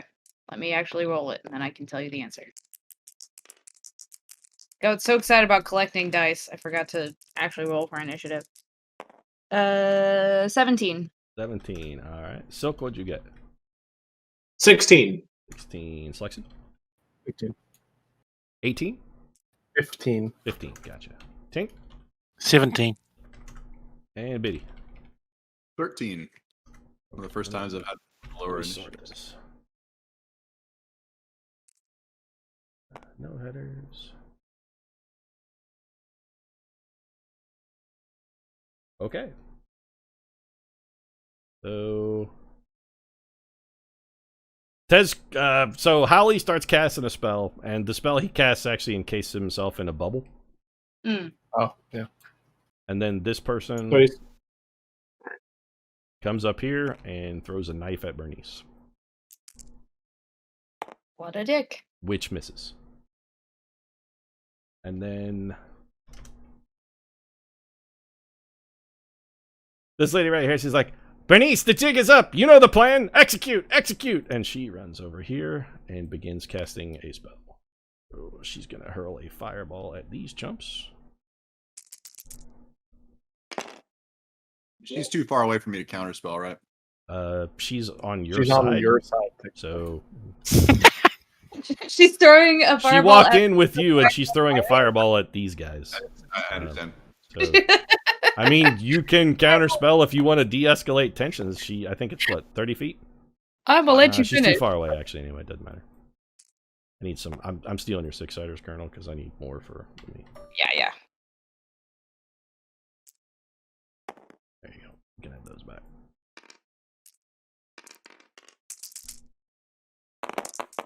Oofa. So that's 29. All right.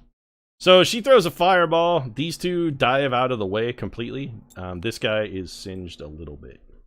That Yeah, is- fireball against thieves. Hold on a minute. I gotta figure out which guy that is. That is. Okay, and he takes 29. Got it. Okay.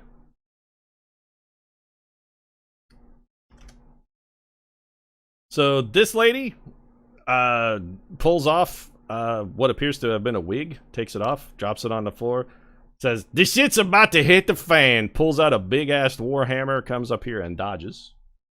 Colonel, you're up. Okay. I would like to.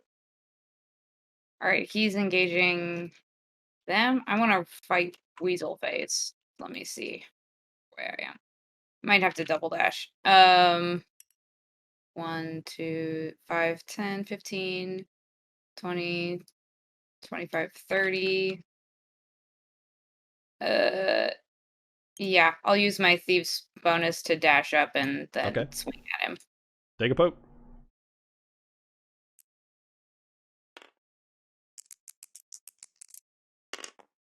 Oh, Well, that's a no! miss. Anything else, Colonel? Nope, that'll Alright. do it. Tink, you're up. I just have a quick question regarding spell slots. Okay, so the Colonel Name- runs up and takes a poke at that guy. He's like, "Hey, don't mess with me. I'm not involved in this at all." That's the guy trying to de-escalate you just swung at. Oh, well, I got distracted by AOC gifts, so. That's okay. His mealy mouth deserves it anyway. I was like the snot nose. What's your Lindsay. question, Tink? So on my character sheet, Mhm. it says spell level 1, slots total 4, Correct. and then 3 for level 2.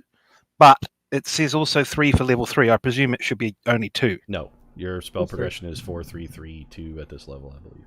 Nice. So, Spirit Guardians. Can I overcast that? Even though it's you level can, 3? and you don't have higher than 3rd level spells because you're not 7th level yet. Okay, fine. Well, in which case, I go about casting Spirit Guardians. Okay, so 3rd level. All right, so I'm assuming you're exempting the people on your team from the Spirit Guardians. Naturally, yeah. I mean, and our thief and our new thief. I'm counting these folks as on your team. So yep, fine, excellent. Okay, anything else? I'll move up. Be where you want to be. Move away. That's 5, 10, 15, 20, 20. You can go 5 feet forward more if you'd like. Yeah, no, I'm not that eager. Okay. Anything else? That's it. All right, Tink is done. Silk, you're up. Yeah, I think I might try to throw out a Hunger of Hadar since I've got a couple of closely bound up. Okay. Let me make a thing. Hold on a second. I will find that is. I think I have that as a saved 20-foot radius, I think. Yeah, I believe I have that as a saved object. Hold on, let me fetch it. Yep.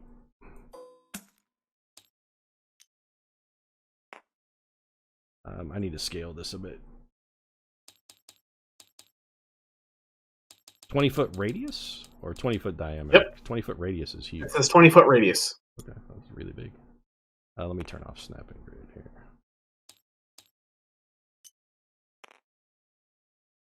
Needs to be very slightly bigger. There you go. Okay, put that on a corner.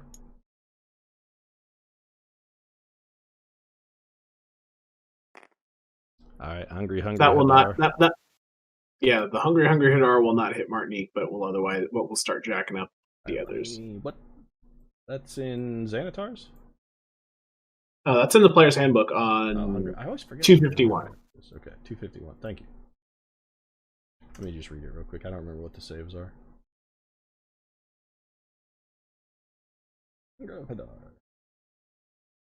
It's the dex save if they end their turn in the area. Otherwise, they just take damage. You can't put it there because that has a range. Oh, never mind. 30 feet. Okay, hold on. My bad. Oh wait, what's the range? I mean, I'll 150 feet. Okay, the range is 100. Range. Yeah, it goes. Okay.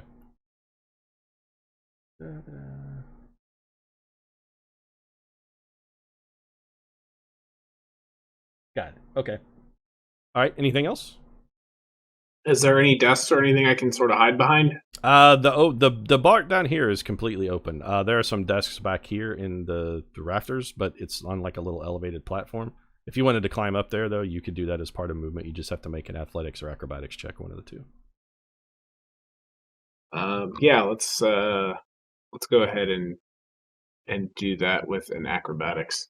Okay, make an acrobatics check. It's kind of high.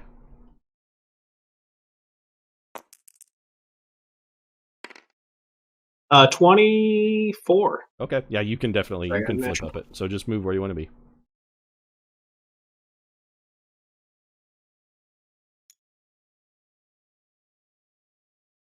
Slide off to the side a little. Well, you'll need to be, if you want to be up, you'll have to be at least up here.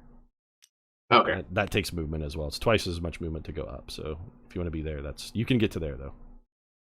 Yep. Okay. This guy's turn. All right, so he has to make a save. Started his turn in it. Yeah, he takes 2d6. Yep. Okay. And so then he takes. And it's cold. 7 cold damage. I don't know what y'all are about. I'm just a little old southern boy. I ain't got no beef with nobody, but this brute, you're not taking a swing at me and going unrelaxed. And he whips a dagger out of his sleeve and tries to stab the colonel. Which That's misses. Okay. I Slexy? did do that first. Me? Okay. Yep. So there's that guy directly ahead of me. Yeah, he just tried to shank the colonel. Yeah. And who's this person? That's the... That person has not been given a name. They did throw a knife at Bernice, though. Well, I guess I'm gonna drop my half of the chest. Okay. Bernice has already dropped it and drawn weapons, Okay. so yeah. Actually, that might be fun.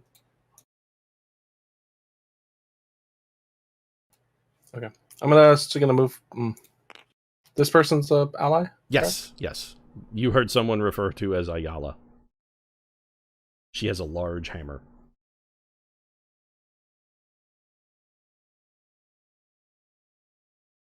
Okay. 60 foot.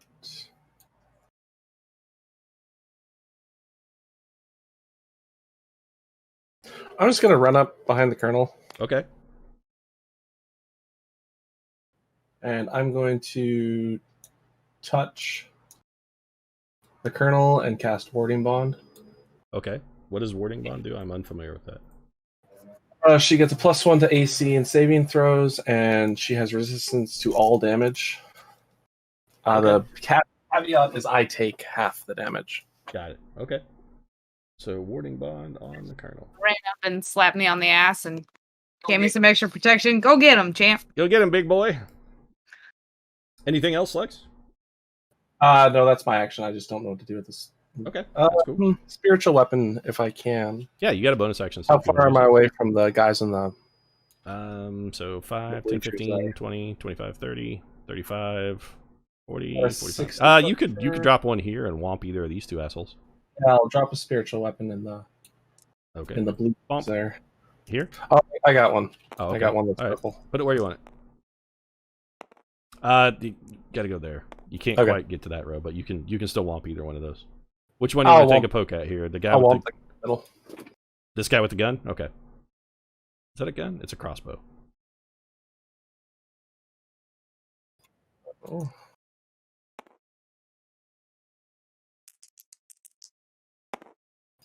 Two.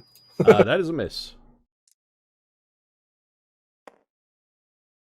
Oh, you're in here twice. Why are you in here twice?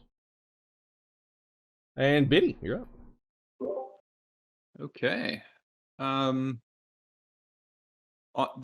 three folks on the right side, did they take damage from a fireball already? Or what's so two of them dove and rolled behind desks. They appeared to be uninjured, but this person right here got a little bit singed. So you're pretty sure they didn't take the full brunt of it, but they did take some damage. I'll move 30 feet to here next to Tink. And then I have a 120-foot range on Hypnotic Pattern, so I think I can hit, and it's a 30-foot cube. So I think if I target Where do you want to draw it? If I target the central guy on the right, I can hit all three, right? So do you want to do like 5, 10, 15, 20, 25, 30? So you want to do like here? Sure. Yeah, let's do that. All right, so that'd be a 30-foot cube there. Cool. Yeah, let's Hypnotic Pattern there. Okay. See if I can hit anybody. And that's a wisdom save, correct? Yes, they make a wisdom save against my DC 17, or they become charmed.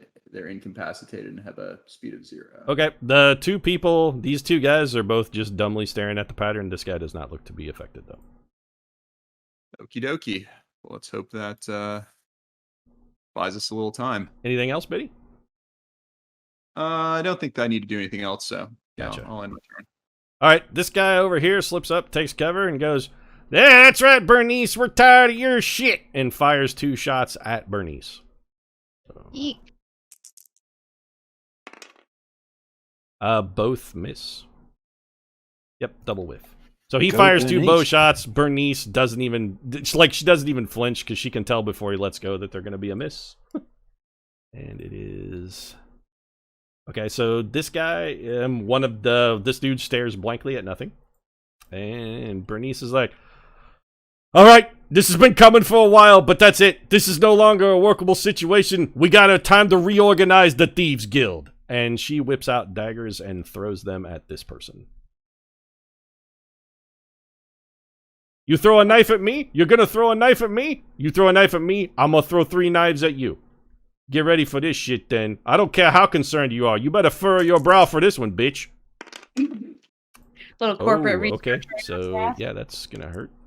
So Bernice whips out 3 knives and flings all of them, and every single one of them sticks right in the dead center of that lady's chest. That's a lot of damage. Does this woman remind me as Silk of Suzanne Collins by any chance? She looks very concerned about the daggers in her chest, and her brow is deeply furrowed. Yeah. Okay. That's Yeah, 7. so- That's 11, 17, 21, then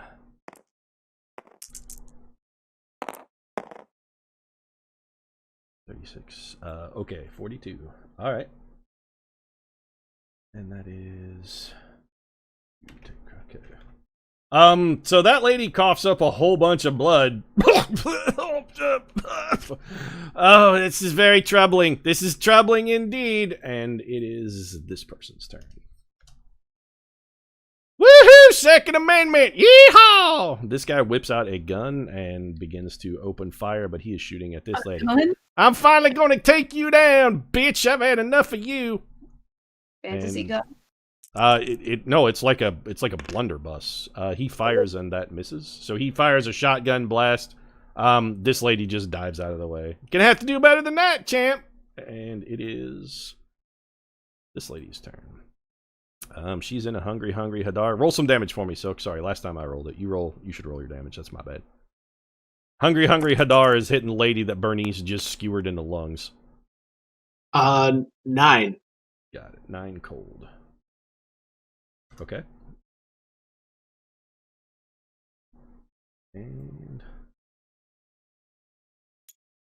wrong person. So it's gonna step out of hungry Hadar, and she pulls out some more knives and starts stabbing at the large half-orc lady.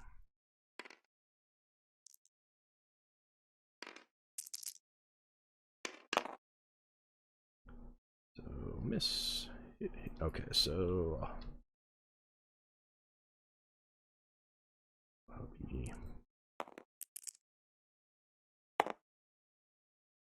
10. And then offhand.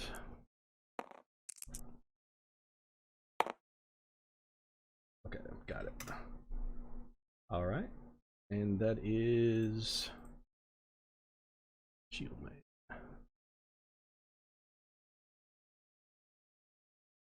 Well, this guy charges and runs and then does nothing else. And now it is Tez Crud's turn. Roll some damage for me, Silk. This guy was in a hungry Hadar. Hungry Hadar is super good. So They're all good. bunched up. 6 cold. Got it. Let's take 6. Oh man, I tell you, I should be in Cancun when the temperatures get like this. And he's gonna take a poke at the colonel. So he pulls out a longsword and is going to stab. He has a longsword and a shield. He's gonna take a stab at the colonel. Actually, he's gonna take 2 stabs at the colonel. AC is 21. Gotcha. You are hit on a 19 if you want a defensive fight.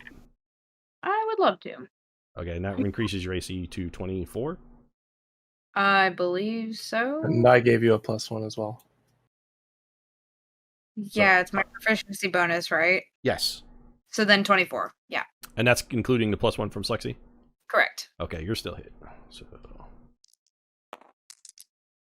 1 hit. Take 11 slash. Okay, does that include my resistance to damage types? Oh, you're free. Have that. If you're resistant to slashing damage, have it. But I think Slexi takes the 3, right? I take the other half. Okay. And roll some more damage for me, Silk.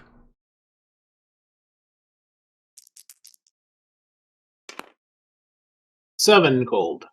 7. Alright, so that's 7 for Howley.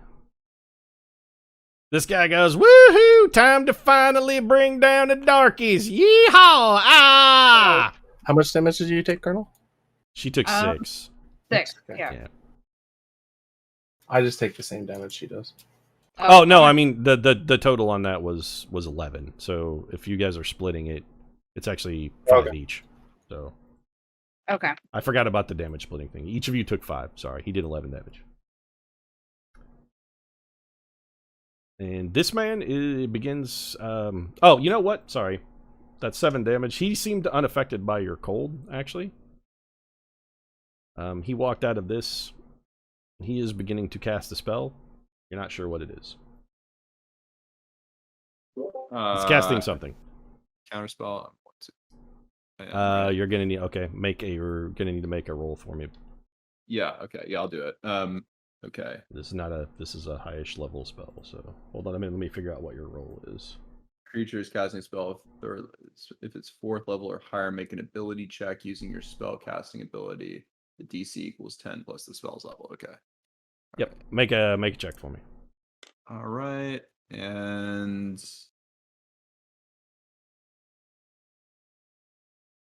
using your spell casting ability. Okay. It's so just I would it's a D10 plus your intelligence, or a D20 plus your intelligence. Yeah, sorry. So that's only a 13. I should probably chronal shift that. I'll chronal shift to retry the roll. Okay. That's a little better. That's a 15. Yeah. So you counterspell, but he's still casting. Oh shit! It was higher than 5th level spell. Jesus.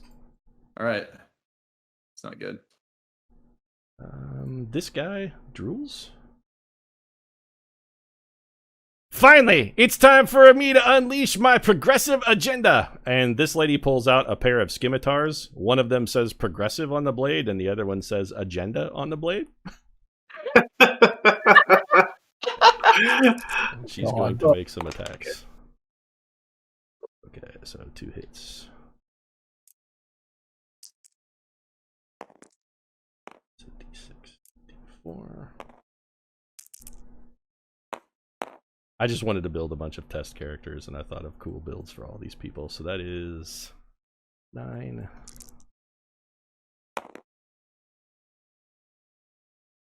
Okay. So she comes up and takes some slashes at this lady. She hits her twice. Once a pretty deep gouge to the cheek. So,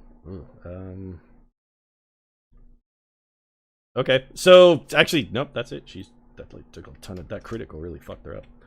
Okay, so she's like, I'm so concerned about your progressive. But the second blade, the first one slices her cheek open, and the second one just takes her right in the throat.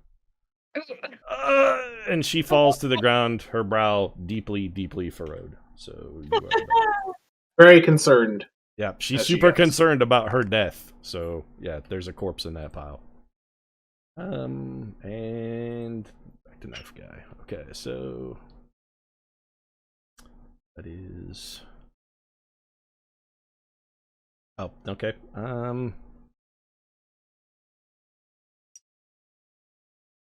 This guy comes up and dodges. He does draw a great sword.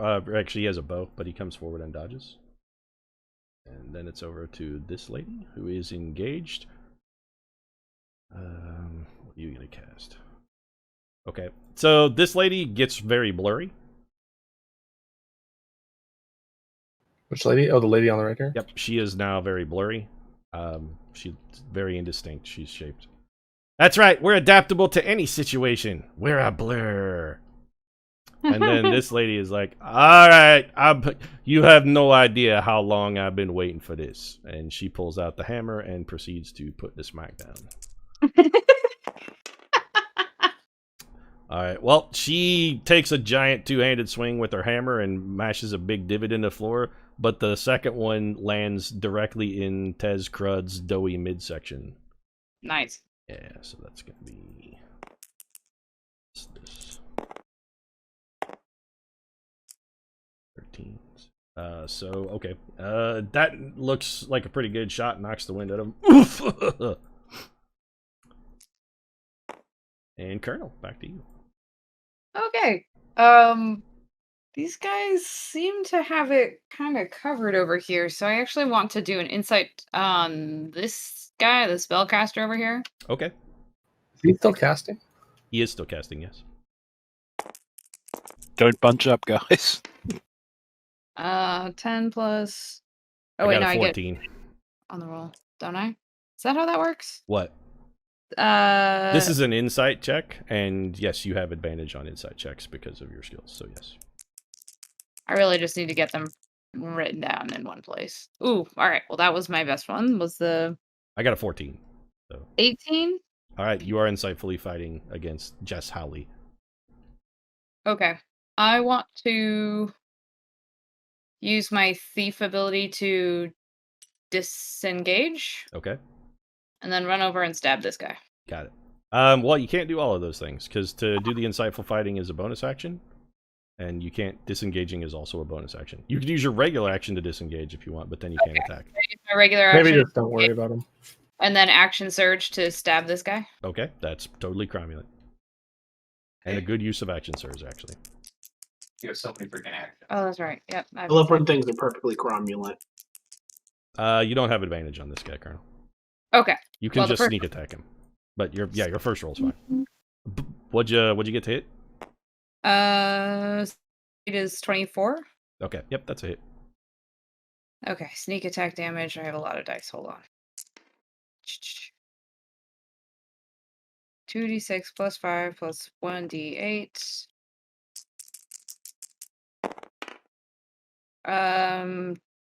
That's 12 plus 8 is 20. Is that right? No, you rolled a 7. My attack. Oh, that's my attack bonus I was adding on there. That was false. So 12. Sounds right. Yep. Okay, 12 to that guy. Okay, I gotta make a roll.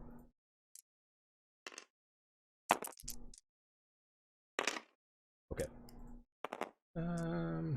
12 damage for Howard. Get that knocked down. Okay.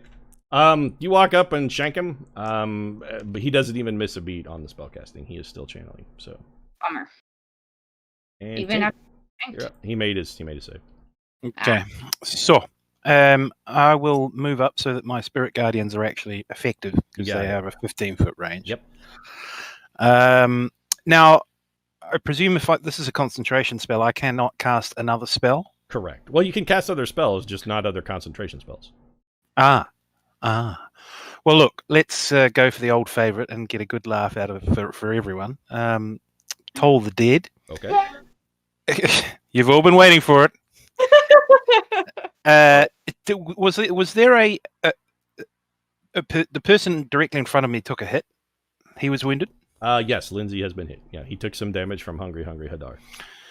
And I just tuned out for a second there. Did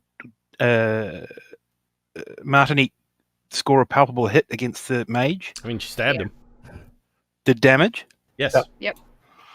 Okay, I'll toll his bell. Okay, and that is a DC 17 Wisdom save, right? Oh, I could never remember that. Yep. He's fine. What? Anything else? Oh, so my spirit guardians, do they get to do some work, or is there a You certain have to point start that- your turn in Spirit Guardians. So when you move into somebody does, when these guys start their turn, they will have to make saves. Fine. Okay. Is that your full movement to get where you are? I beg your pardon? Was that your full movement? He moved to 20 get where feet you- so far. Okay. So you can move further if you want. For instance, you could be in this square, and then you would hit all three of these guys with your. Damn, Bliss is Yes, bless his concentration as well. Yeah.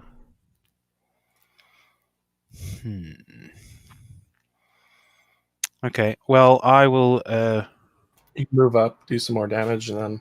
Well, I'll cast spiritual weapon as well. Let's get that in the scene. Okay, drop it where you want it, anywhere within 60 feet, and it gets to take a swing the turn it appears. Well, let's Swing have a that. go on at the mage. Okay, you got it. Got to try and put him off. Swing away.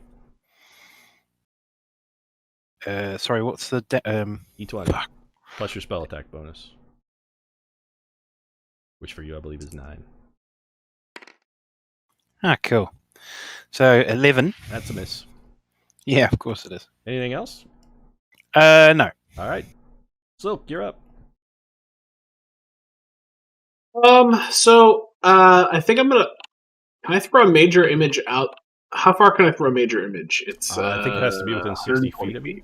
I don't recall. It says 120. Okay, so anywhere within 120 feet. Okay. So thinking about who we're fighting, I'm thinking I'm going to give them a successful brown person in a tan suit.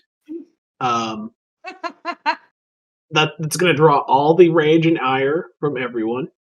So maybe like a handsome, like well-spoken, like like lightly, like kind of brown, but like maybe like half brown guy, maybe like an educated accent who says something like, "Well, let me be clear. This fight is absolute bullshit." Or something, or like he's gonna say stuff to. It's gonna like basically say stuff to try to anger them. Put that where you want it. So I'm thinking it's gonna since Hungry Hidar's concentration and this is also concentration, Hidar goes away. Okay. I don't actually bring that. Don't throw it away. We may still need that. And I'm gonna go ahead and kind of have him come up here and start talking about taking care of the poor and the hungry and people who the dream of Zenobia Got and it. whatever, basically. You see, what we need you know in what this I'm getting country at. is more temperance. We need a class of working people who are getting effective taxes from the wealthiest Americans and using those for public projects. Okay, Yep. got it. There okay. you go. Hold on a second. I gotta make some rolls here. This is the best. Okay. I mean, I'm playing. Let's see it. Those guys are already okay. Got it. This guy looks super pissed. Yeah, so you're one of them uppity ones, then. All right, some bitch. Ooh, I'm gonna murder some fools. Anything else, though?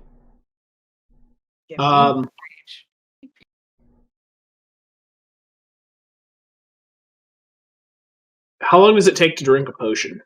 It is an action to drink a potion. Okay, so I can't do it as a bonus action. Damn. Nope. There are some things that Well, let I you guess do it as a bonus action, but you don't have any. Potion Gauntlet is a thing that exists. There's also a feat. There's a feat that does it as well, yeah. So yeah, I don't have anything else then. Okay. I'm just gonna kind of hang out. Everybody's picking on me. What I do? I'm not here to hurt nobody. He's gonna make a save. Spirit Guardians is Wisdom, right? He failed. Roll damage. Tink 2d8. Is it 2d8 or 2d12 at my level? It's 2d8.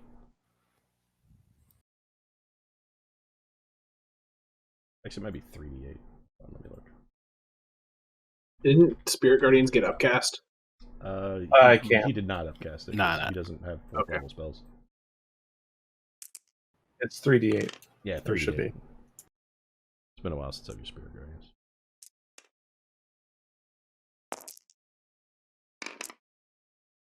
$12 12 in total. Ow, that hurt. You guys jerks. I hate all of you. Let's see, what's the most effective way to position this? Probably here. So he's going to step to here, and he throws a bolt of lightning. Slexi, make a save. Dex? Yep, dex save.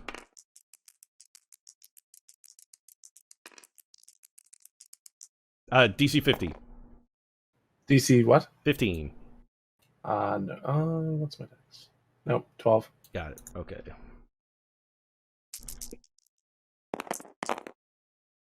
Take 23 electricity. Yow! This lady also looks to be very scorched by the lightning. This lady flips out of the way. She's not even phased. The bolt of lightning rips past her. She's like, gonna have to do better than that. I'm afraid where I come from, bolt of lightnings get thrown around every day. You're gonna have to do much better than that, chump. And it is... Lexi, you're up. All right. I'm going to move forward one Okay. to avoid that line. Ah, fuck.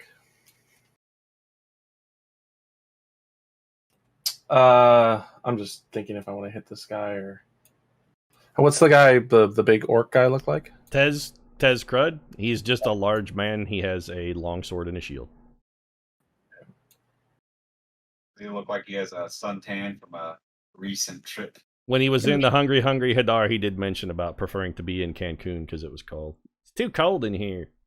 Going back to Cancun. I say one really shouldn't abandon one's constituents during an emergency. That's not the way an elected representative should behave. And he was he the one who looked angry at the guy? No, that's this man. Okay. I'm going to inflict wounds on him. Okay. Make an attack roll. First level. 1.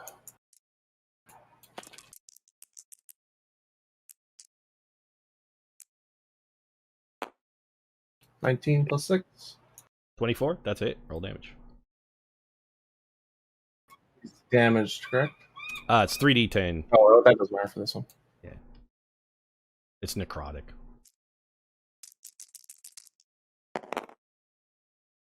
Oh, 15. Got it. Okay. He looks pretty banged up. He's like, "Ow, it hurt." Yeah, jerk. And I guess I can move my. Still got your bonus action. You can go whomp somebody with your No. hammer if you want. Yeah, it can move 20 feet and still swing. Yeah. What's this guy over here have? Just a He has sword? a gun. Okay, I'm gonna move over, smack him. Okay, swing away. He's also wearing a cowboy hat and boots. 19 plus 6. I say, that's a hit. Oh goodness, what's this thing? And that's just a D8, right, for that one? Yes. I'm trying to find Spirit it. Hammer is a D8 plus your spellcasting modifier, so D8 plus your wisdom.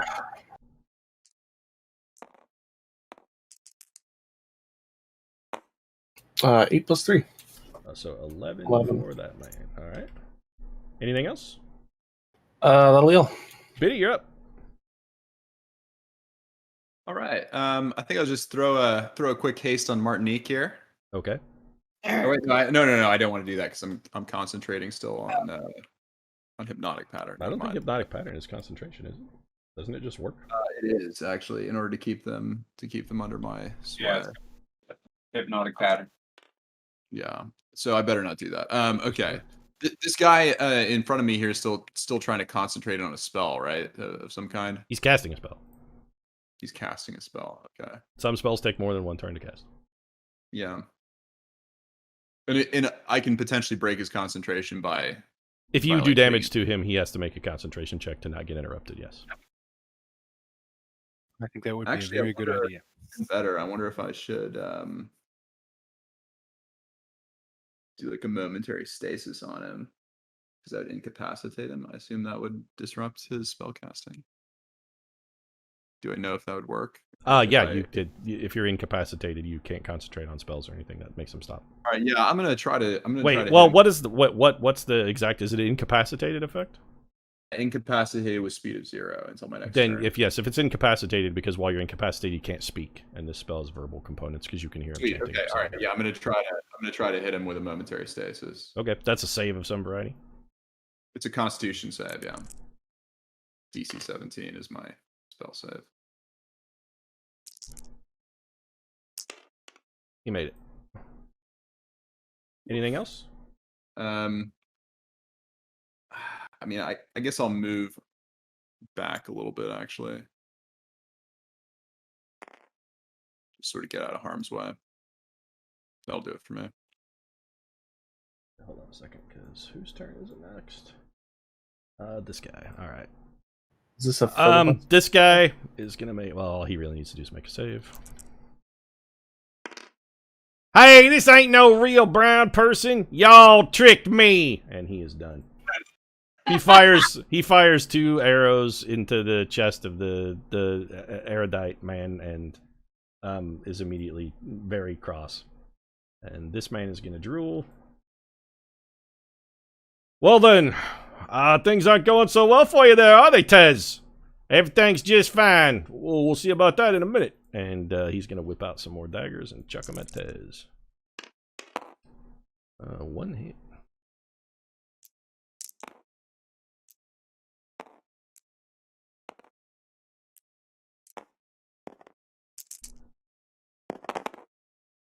Okay. All right.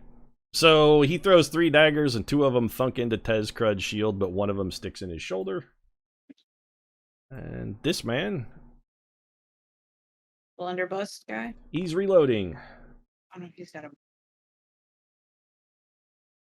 That guy drools. And now it is Tez's turn. Very well then. Tez, he's gonna take some swings here.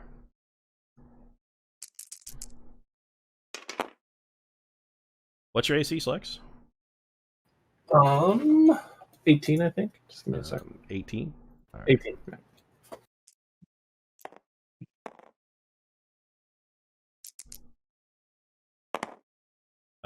Take 14. 14 more. I am down. Oh shit! Slexy is unconscious. That third shot then. Well, we should have rolled those individually. I'll just have re-roll. He still has one more swing here. That's a miss. Okay. He was actually he used his other swing to swing at the lady with the big hammer. Okay, so Slex is down. Bummer.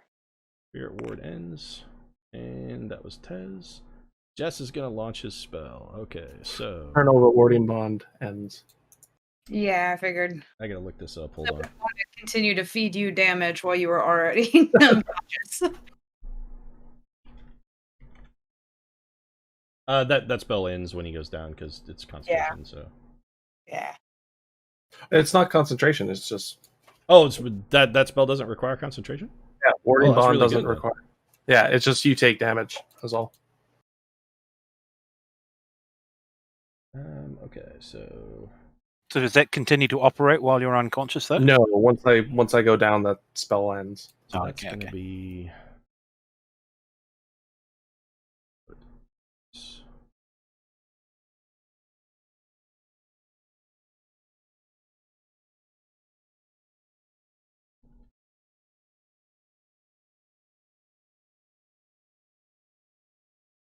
Sorry, I'm looking up this spell because I haven't used it in a while. I think it's 4 10-foot cubes.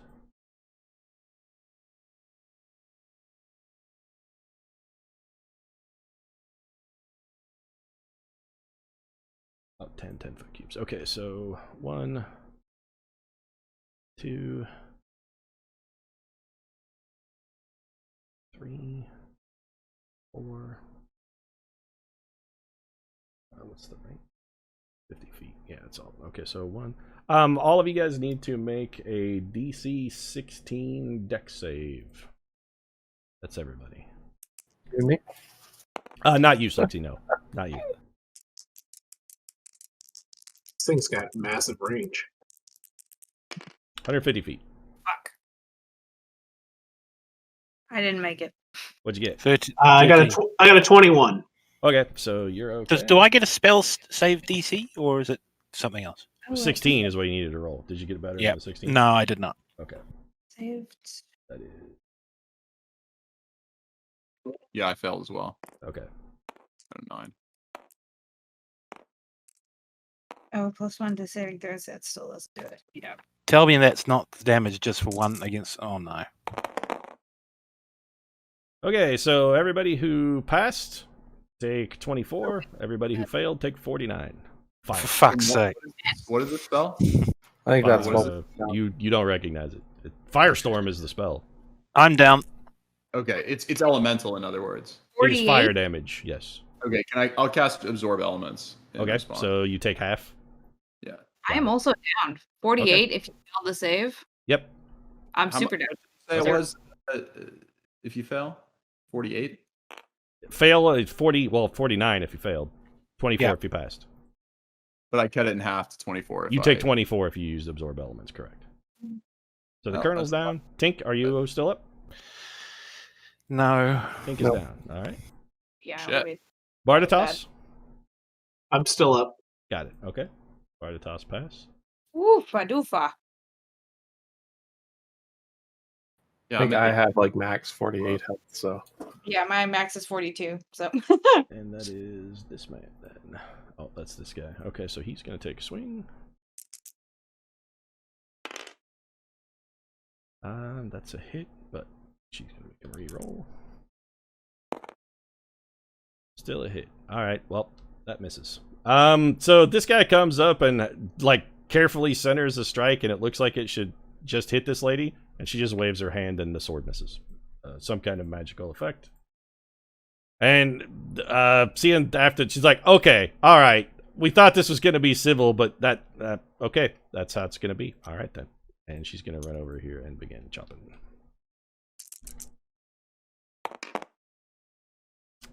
Not a good roll. Okay, those all missed. That's this man.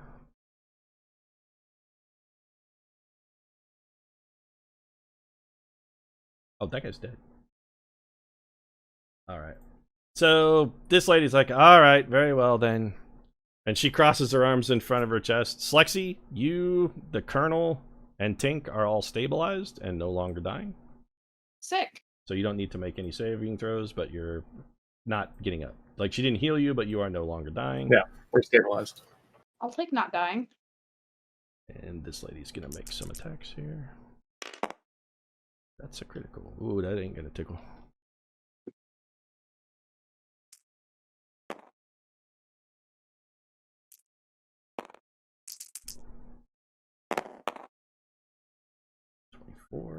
Okay, so this lady's like, oh, that's right. All right, the gloves are off. My girl, that's right. Squat up, and then she takes this man and crushes his head with the fucking hammer. He's dead. Ah,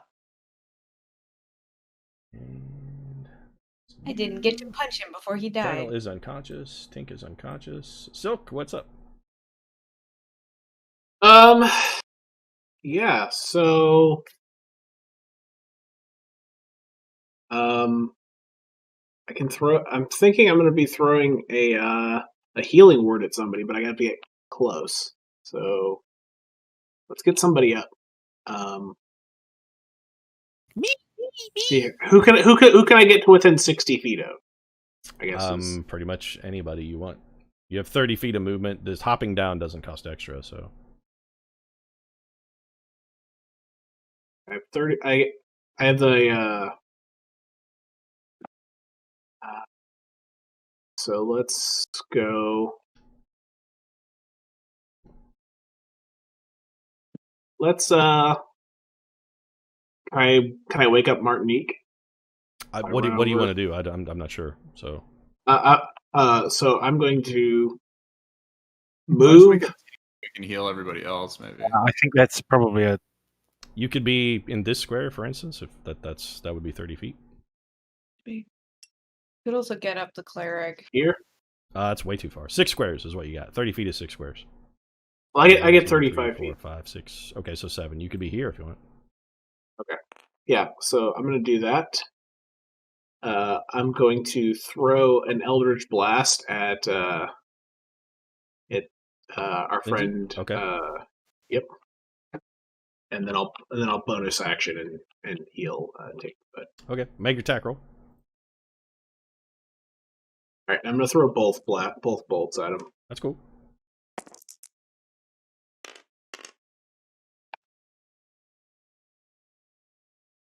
A 20 and a 17. 20 hits. Actually, both of those hit. Well, what do you get a 17 total? No. So What I are your get totals plus on your 7. rolls? Sorry. I get a 13 plus 7 for 20. 20. And So a okay, 10. the 20 hits, the 17 misses. Okay. So there's my D10. That's a That's 12 D10, sider. right? God damn it! Every fucking time. Almost nothing is 12s. And take 7. Okay. Ow! Everybody's picking on me. What'd I do? I didn't do And nothing. Healing word is D4 look. plus 3, I think, for you. double check.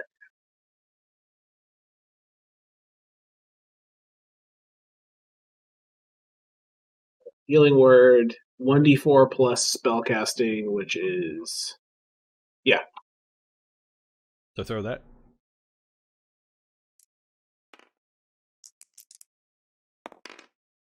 uh 5. Tink gets healed for 5. All right, think heal 5. Anything else? So No, I think that's about what I can do. okay.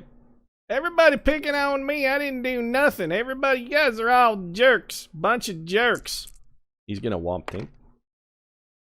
You're a 21, Tink. Nice while it lasted. Yes, 21. Yep, that's it. So you get shanked in kidney with a knife. Jesus. I'll use my chronal shift to try to make him reroll. Okay. It's my last chronal, but I'll see if I can save Tank here since he's their best healing out. 21, Tink.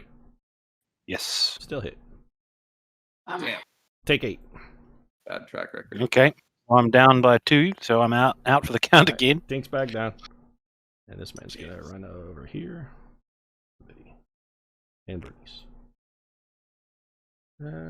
Slexy's down. Biddy, you're up. Whoa. Well, I can't heal people, so I guess can't walk away because I'm being threatened here. I guess I could Misty Step away, but I don't know if I really want to do that.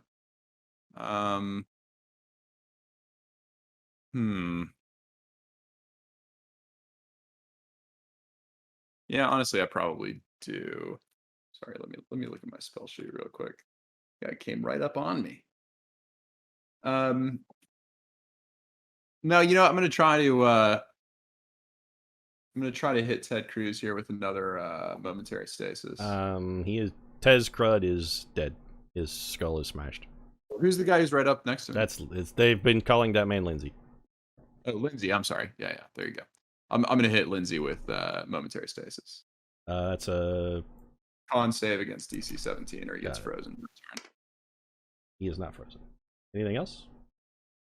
Bad luck with that stuff. Well, let's see. I mean, I rolled a 20.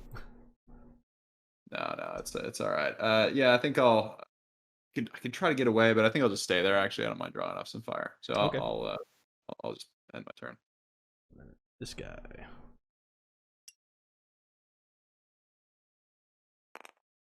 He's gonna take some shots at Bernice. Both hit. So this guy has a longbow. He fires at Bernice. And got that. Couple arrows graze Bernice. Oh, okay. All right. These guys ain't. Ayana, you were right. This is right. All the gloves come off. All the gloves come off. This guy is gonna advance to here, and he's gonna shoot Biddy.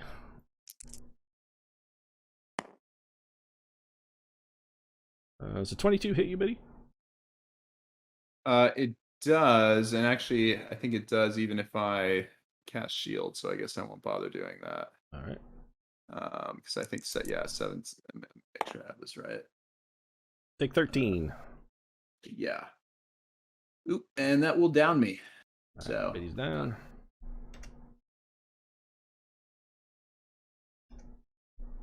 Sorry, okay, so Biddy's down.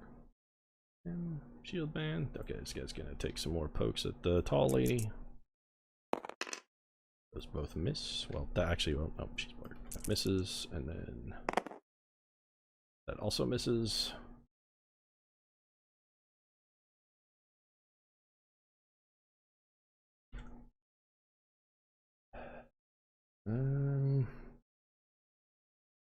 So this guy steps forward here, and he casts a spell of some variety. He's gonna wave his hands. Let's see what happens here. All right. Well, this lady goes completely still and completely immobile, and the Tabaxi gal is like, still got to do better than that, there, Howie. Not good enough. You know me. I'm like Teflon. Nothing sticks. And then these guys are now free to move. Guy moves to there. He's gonna take a shot at her.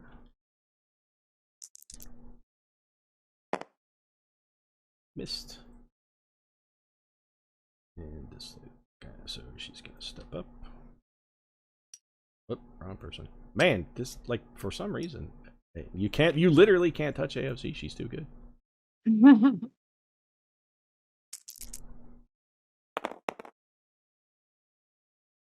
Hit. These are all hits.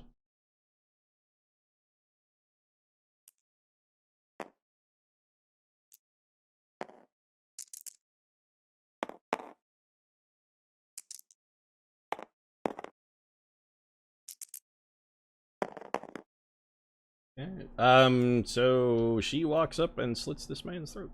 He is dead. Oh, good. Yay! Justice.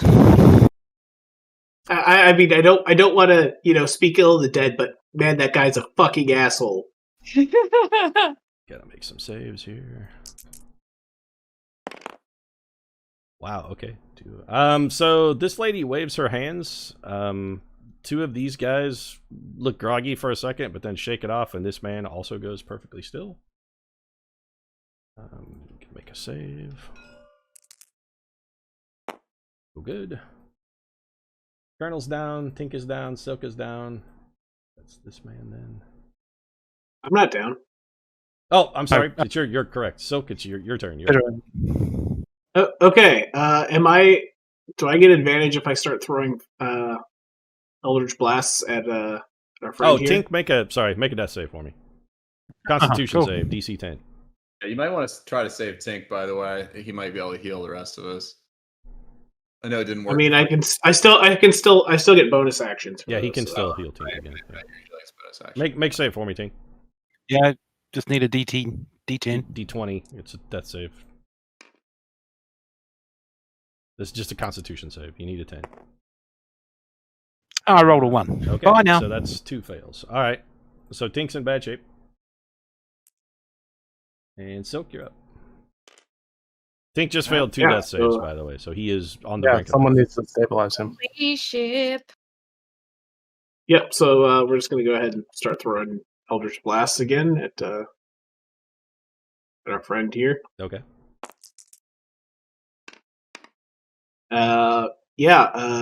27 and a 26. Both hit. Hell yeah! All right. So he takes 13. 13. Got it. Everybody picking on little old me. Everybody hates me so much. What is it? Is it just because of my Weasley appearance? Oh. Anything else? And then and I'm gonna throw another healing word at Tink to try to get our healer back up. You got it. See if that does anything for us. Save the turtles. He gets healed for 6. All right. Oh, well, I say goodbye to the fresh fields of lettuce I was coursing through on my way to paradise. And So, Silk is done? And now I'm done. You by letting you not die. All right, Dan. I've had enough of your nonsense. This guy waves a hand at you, Silk. Make a save for me. Wisdom. Save. Wisdom. DC 17.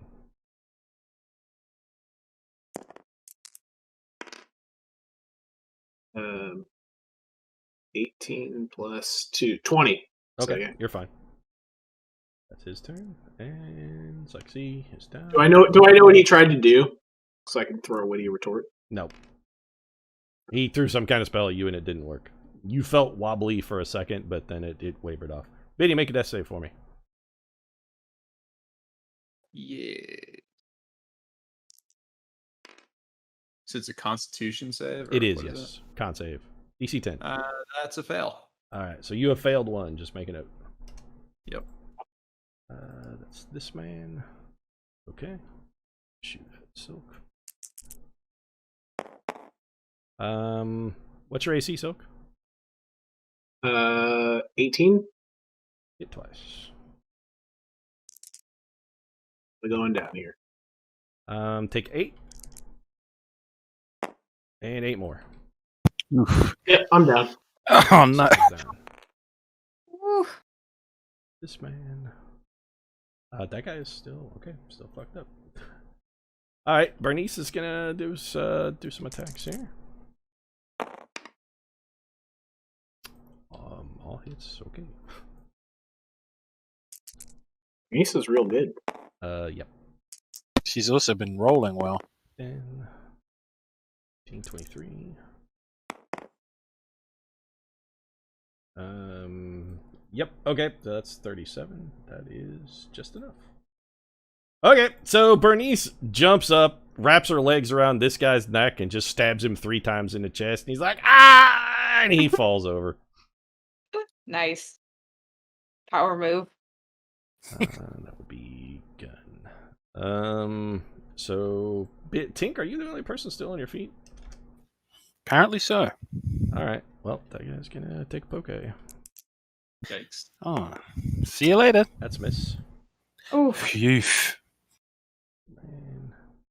Man. Okay, so this guy's gonna try and stab the tall lady. It's a miss. It is also a miss.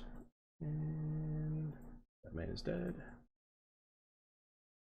Be this guy. Gonna come over here and pull out a short sword. He's gonna try and stab Tink. You're 21. See? That's a hit. Take 10. Oh. Slashing. Oh, Bye. That puts you down. you're Yep. 21. Oh, What's no. that? Oh, no. Never mind. How much did he get healed? Like 6? Yeah. Okay. So I'm -4. All of you guys are unconscious. Jesus, yeah. Okay. Well, the consciousness fades from all of you guys. As you lose consciousness, you hear the continued sounds of fighting and explosions and screams. But you wake up, all of you, a little bit later, and you are in a familiar setting. It looks like the walls are made of ivory. You're in very ornate bedposts. The decor reminds you of Zenobia's tower. And as you come to, Jennifer's like, "Oh, finally, you're awake. You were supposed to be up 5 minutes ago." All of you are in Zenobia's tower in a lavish bedroom. Various bandages and sundries have been applied to you. All of you are in perfect health. So that all of your hit points that you have lost are regained. Well, we've got. Oh boy, it's been a day, hasn't it? You guys had fun. I mean, I didn't see that coming, but also I did, so that was fun. Looked like quite a Excuse little me, what the scrap there. fuck? Oh, all part of the plan. Why don't you guys take a minute to comport yourself? I'll be in the drawing room. Mother's waiting. Thanks for the orb, by the way. And she walks out of the room. oh my god. Well, I'm confused. What the fuck happened, you guys? I said, excuse me, what the fuck, and I didn't get a satisfactory response. I'm gonna try to follow. So when you get to the door of the room, you bump into some kind of force field, like a little shield of force. But I don't get to follow. Right before your nose hits it, she says, "Take a couple minutes. You guys are gonna need it." It turns out. You hear that from down the hallway. You can see her walking down the hallway, but she says that right before you bump into the force field on the door. Take a couple minutes, and then you're gonna need it. And then she walks into a nearby room. Is anyone hungry? I can make some food and water. There are refreshments nearby. There are also all of your belongings have been cleaned and laundered. They are in chests at the foot of your bed. So all of your stuff has been gathered, placed and neatly folded. Your clothes are cleaned. You guys have been freshly washed. Somebody stripped and washed your bodies as well. You feel amazing, fantastic, like the best you've felt in a long time. Hospital gowns or like linen robes? You're wearing very plain white linen robes. Yeah. Are we long rested? Do we have all like? Yep. You don't have spells memorized, but you feel as all of your hit dice have been restored. You're fully healed. You just haven't memorized spells yet. So, Okay, you don't have any castable spells because you haven't prepared any. But yeah. All right, my slots haven't regenerated. No, all of your slots are available, but you haven't had time to study your spell book to prepare your spells. So, same thing for you, clerics. You feel as though all of your spell slots have been renewed. You get the feeling like maybe you were unconscious for a while. Yikes. Is there anything that looks like a barbecue, like brisket or anything that I can eat? There's some very fine, like, minced meat over on the board. There's a giant, like, table, and all of you are super hungry. Like, you're really hungry. Yep. Like, So, you haven't eaten. I'm gonna dive into the good-looking meat there. Okay. If what you were thinking that you would have enjoyed after waking up from a long rest is like brisket or pulled pork or whatever, it is there. Strangely, like whatever it is that you have a craving for at the moment of waking up is actually already waiting for you on the table, and there's a small placard with your name next to each of those dishes. Wow. If you're thinking about blueberry waffles, it's like somebody knew you were going to wake up wanting blueberry waffles, and they're already there. Courgette wrapped in iceberg lettuce. There is yep, that's exactly what's there. So barbecued. Iceberg. Next and to the drink for next the to an for ice cold drinking game? crystal cold glass of water that still has frost on it. Oh, you know me. Wow. Oh, you know the turtle. Yeah. So you guys just gonna dig in and eat? Yeah. I'm gonna If I'm sort of hungry, like, definitely. You are gonna eat all and get absolutely dressed again. starved. Like, you're having trouble thinking of anything else other than the food that's on that table because it smells amazing and you're completely famished. Yeah. I enjoy the repast. All right, well, you guys eat your fill. You take a good long while and demolish the entire table, and everybody's sitting around belching and burping. And at that point, Jennifer comes back. She's like, okay, good. I see that you're done. I expected it sooner, but sometimes these, predicting the future isn't an exact science. Mother's waiting. Let's go. And then she walks back into the drawing room. Oh my god. I'm just gonna follow. Going straight. I don't know. I'm gonna need a wet nap to wipe myself off, but I'm gonna follow. Okay, you grab a wet one and get the barbecue sauce off of your chin and follow him down. Everybody else going down to the drawing room as well? Yeah, and I've got my Yes. clothes Do you have time to prepare spells, or are we just? It takes we're an not? hour. Okay. Oh, it does. Oh shit. Okay. All right. The Yeah, last no, hour of we're your making long it an rest you hour. spend studying your spell book. So. Okay. Okay, well, you walk into the drawing room, and Zenobia is sitting on a couch with one hand draped over the orb, and she is sort of like tinkling her fingers across the top of it. Her eyes are completely rolled back in her head. She seems to be completely oblivious to your presence. Jennifer is sitting next to her on a fainting couch, and it looks like she's poured herself a glass of wine. She's like, so, you guys have tons of questions. Normally I'd answer them beforehand, but I know that makes you guys uncomfortable. Mother, it doesn't do as well as I do with this. So, you know what? Even though I know what you're already going to ask, go ahead and ask it, and that way we'll save a lot of time. Otherwise, somebody might think I answered their question when, in fact, I was answering somebody else's question. You guys know, well, temporal stuff is weird. Just ask your questions, and I'll do my best to answer. And don't What ask the that fuck one. She happened points at after Barda. we. She points at Bardatos and says, don't ask that one.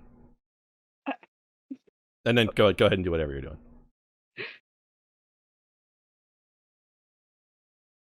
So why did you send us away initially when we tried to bring the orb back? Oh, you weren't supposed to bring it to us. That was always the plan. The thieves needed to have their falling out. They've become far, far too powerful, and it's time for them to have been dealt with. A little internecine warfare. It's the invisible hand that works best, isn't it? I see that you agree. Yep. Oh, I see. So the orb was never going to leave the city. Of course not. Do you think Mother would let someone have her orb?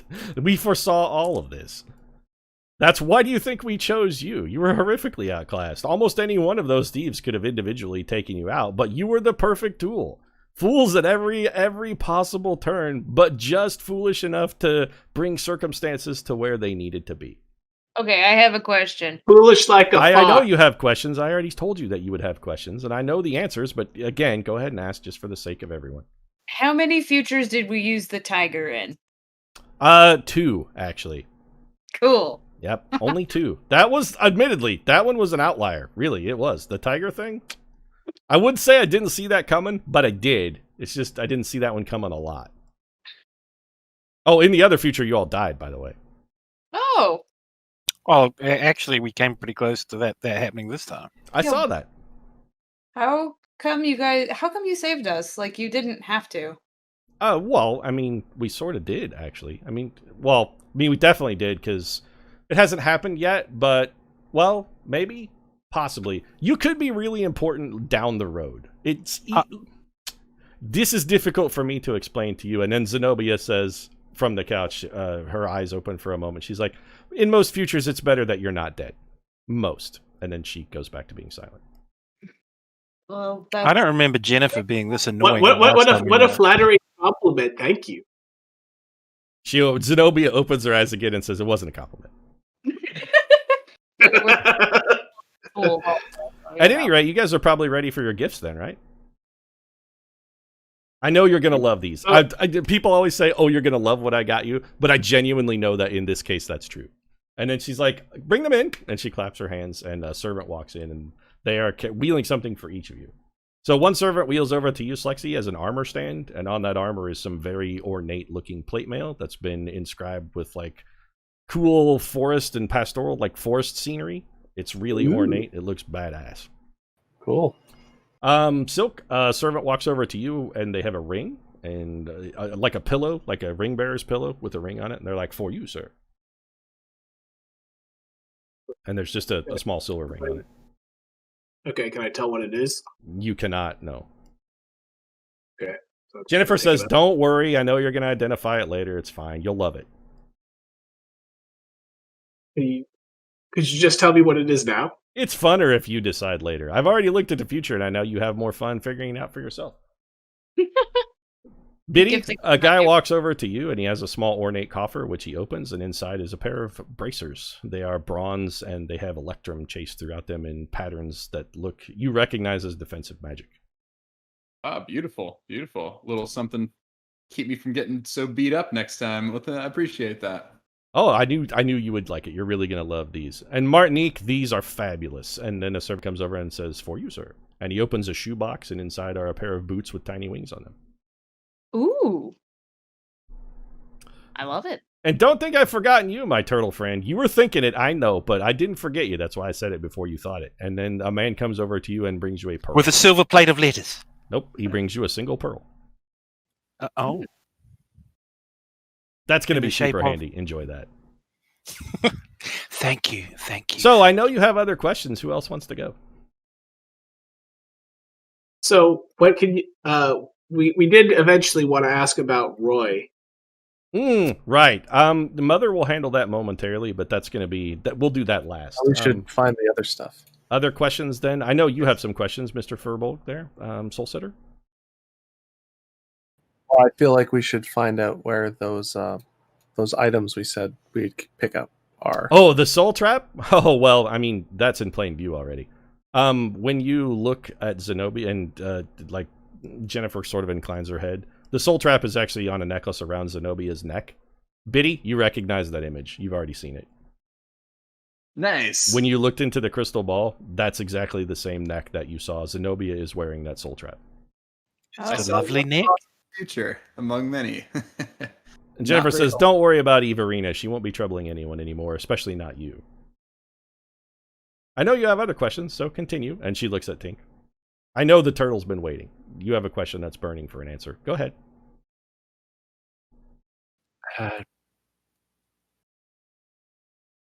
Come on. No need to be shy. Oh, he's too shy to ask. All right, then. Martinique, I know you have a question as well.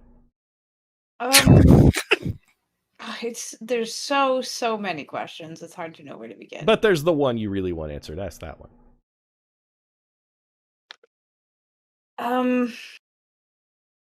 You're probably worried about that contract you signed with the Lamia. I mean, I feel I just Don't worry, that's already taken care of. Mother just granted her a divorce. That was super easy. Like, we just, when you're the absolute authority, it's good to be king. Am I right?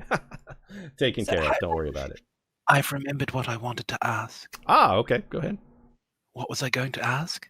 You were going to ask what happened to Donaldo. Yeah, yes. Oh, don't worry about him. He's doing the same thing he's been doing for the last 150 years, being exactly the perfectly useful stooge to upset things just when we need to upset the balance. Donaldo is always there to be the idiot lever that forces dumbasses over the edge so that we can push them back into the cycle of manipulation and maintain our power hold. Wow, that's There's a reason we tolerate him. He's so obnoxious. Why would anyone put up with him unless they needed to? He's the most useful of idiots. I have one further question. Of course you do. What's going to happen with our legal entanglements? So some things happened on that. It turns out your friend here, and she points at Galapagos. Well, he actually got convicted of a couple crimes while you guys were unconscious. He was convicted for the negligent homicide of Pew Pew. I got to admit, him killing that one, I won't say we didn't see it coming because we're diviners. We always saw it coming, but that was an outlier. Also, they fined him for wanton destruction of livestock for killing whatever that tooth thing was. Again, that one was also unlikely, but don't worry about that. Mother had the charges against Pew Pew dismissed, and there was a small fine for destroying the livestock, but we've paid that on your behalf. Can I get a polite round of applause for actually being the cause of all the outliers that none of these guys really saw? With regard to other legal troubles, I know my friend Tiberius is burning to ask about the rest of the case. Technically, the remainder of the charges were, you were acquitted of those charges with the exception of lying to the police. Both Tiberius and Martinique, unfortunately, we definitely saw that one coming. You were convicted for lying to the police, but again, there was a small fine attached to that, and we've already settled that on your behalf. So, Do you want anything from us for that? I mean, we've Or- gotten everything that we needed already. And Zenobia reaches up and fondles the soul trap and then is continuing to stroke her orb.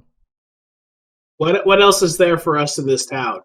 Well, I mean, you guys are going to be leaving very shortly. I'd try and convince you to stay because honestly, I have to admit, your antics are the most entertaining shit that's come to this town in a good long while. It's been a delight looking at your futures. They're so chaotic and unpredictable.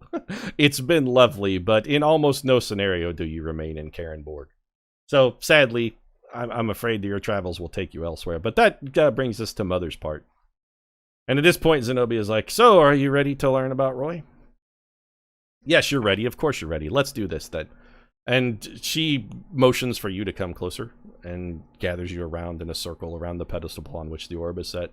She puts her hands, she covers the orb completely with her hand and lifts it up off the pedestal and holds it to her forehead.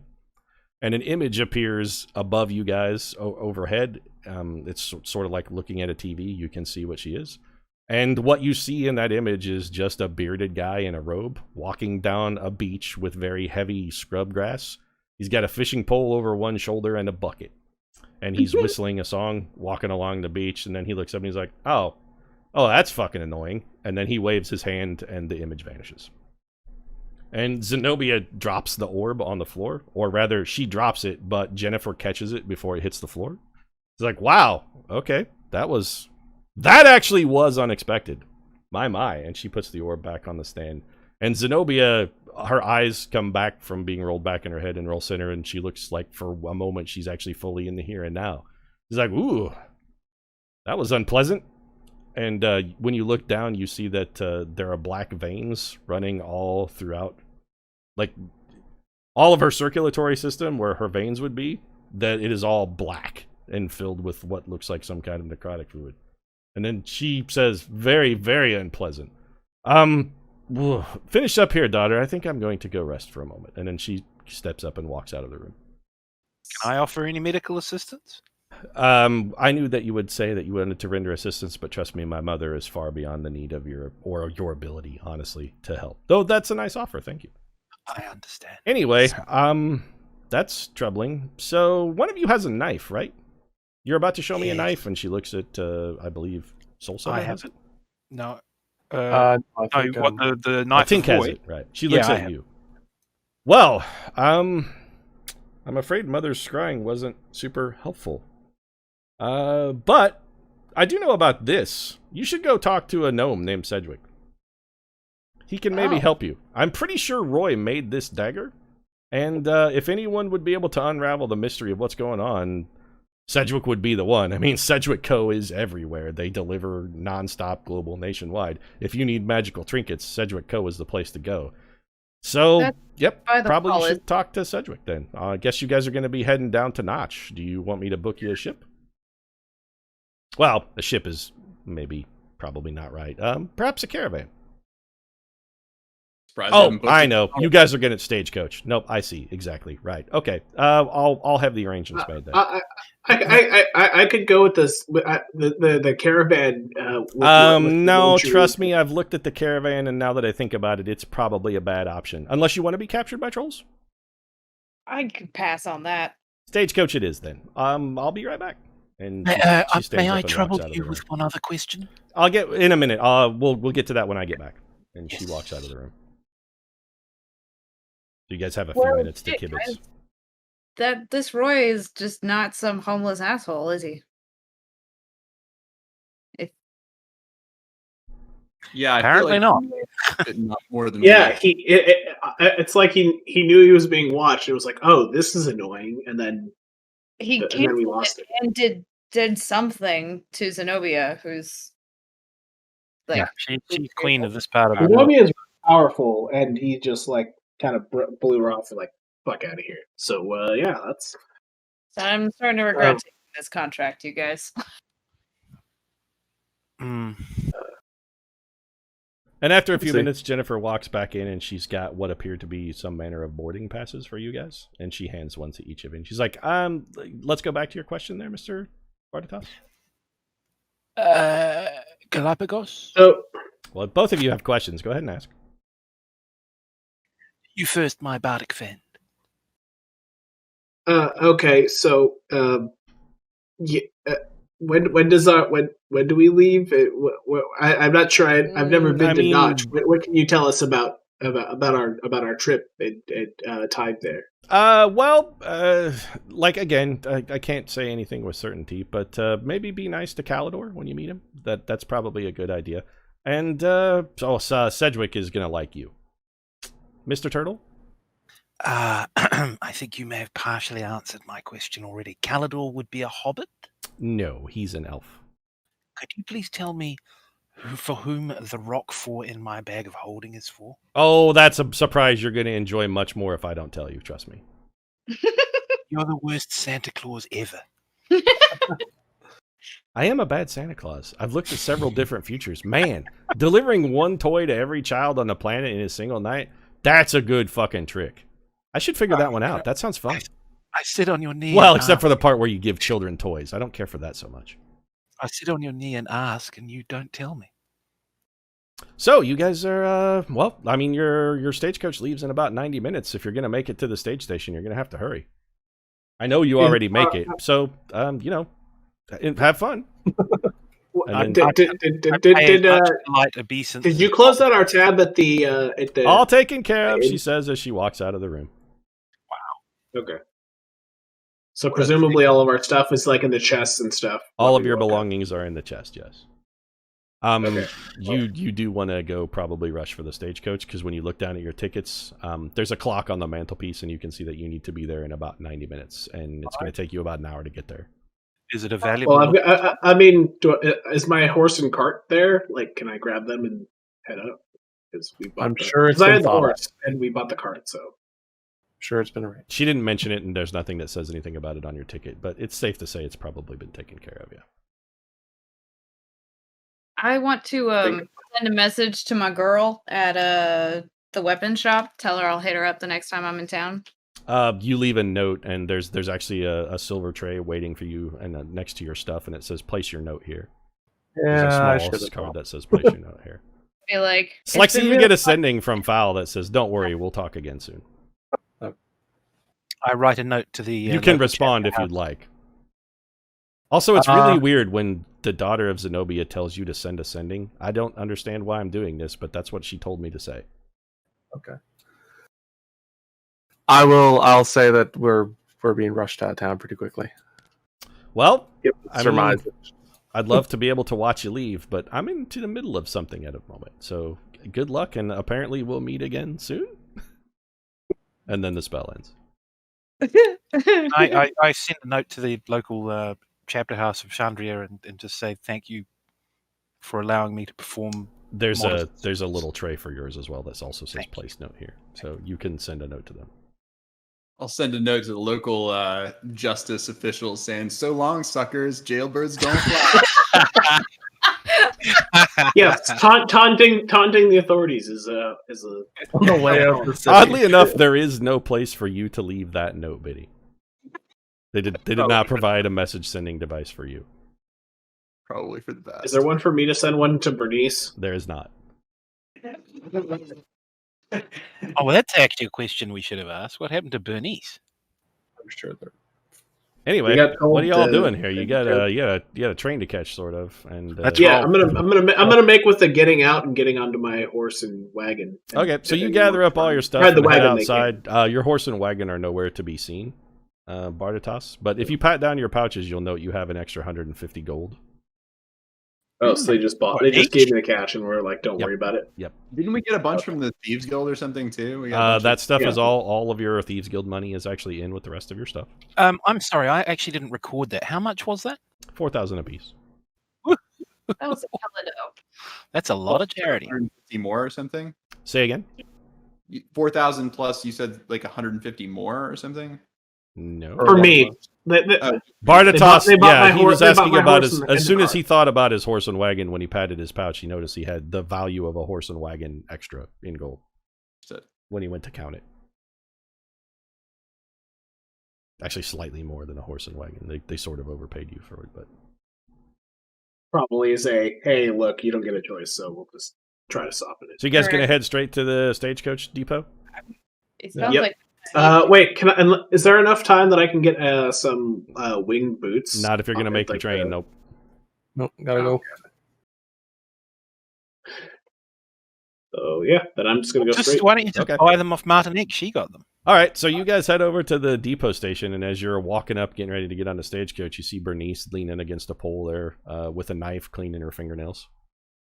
So that was quite a thing, huh? Yeah. It sure was. Pretty dicey How did you end situation up- for you all. Looks like you're headed out of town. I gotta say, that seems like a real good idea. There's some people in this town that are kind of upset with you, and Donaldo not the least of them.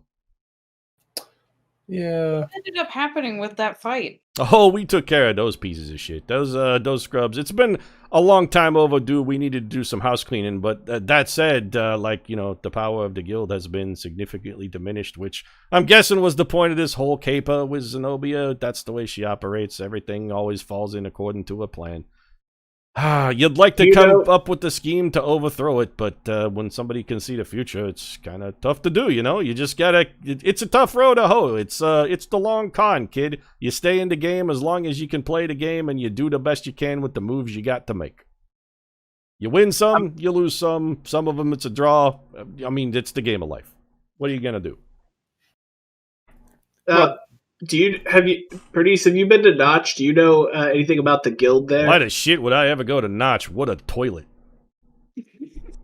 You going to Notch? Oh, you poor bastards. I don't know what's taking you down there, but shit, I don't envy you that. You should stay here and work for me. Do you have any contact? Is there a Thieves Guild outlet in Notch? There ain't enough shit to steal in Notch to support a Thieves Guild. They ain't got a bucket to piss in or a window to throw it out of. Good luck if you're going to Notch. Man, that's a death sentence. I don't know why you'd go there.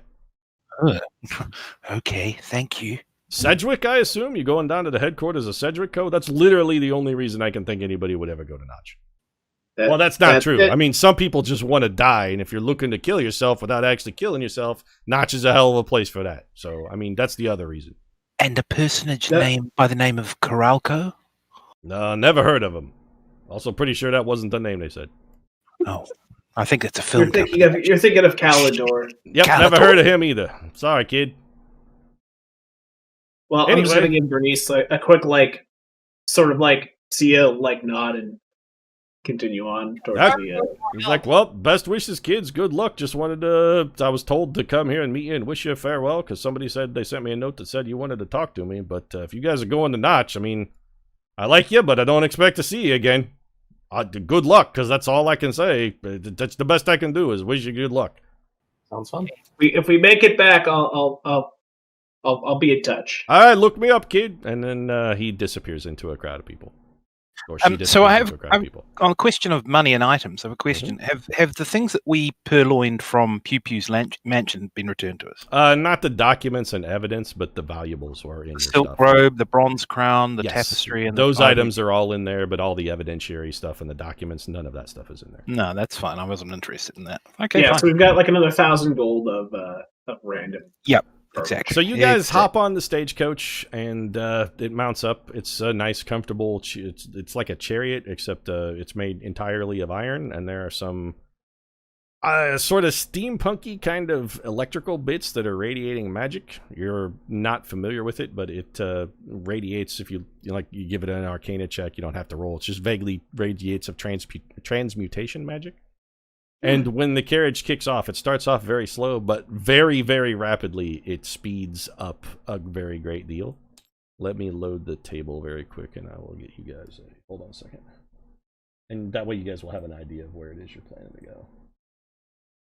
Let me find the map. Where did I stick that? Here, I think? Here it is. So let me load a table real quick.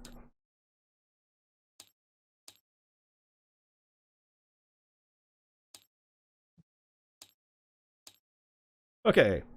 Ooh. So you guys are. Let's move these guys. Actually, let me get rid of this stuff.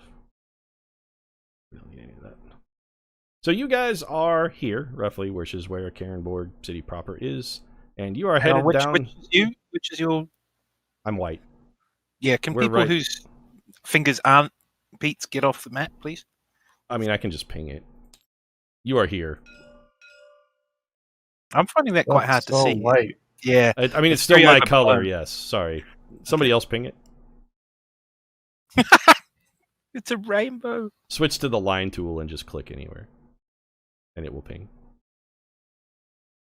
Nope, that's the drawing tool. F4. There you go. Except we're actually here above it. There you go. Right here. Yep.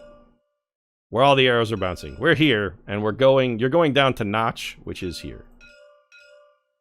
Okie dokie. So there is a carriage route that runs through the city of Newburgh, which is on the east side of the Mirror Lake, and then heads down to Notch. So that's where you'll be traveling.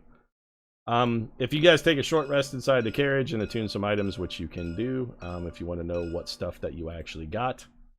So Slexi, you were gifted heavy plate +1. Wow. +1. Yep. Thank you.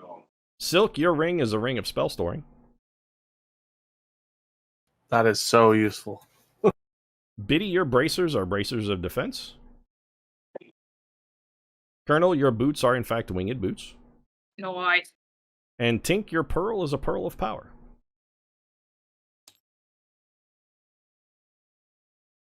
Oh, thank you, even though I have no idea what it is. Look it up. I intend to.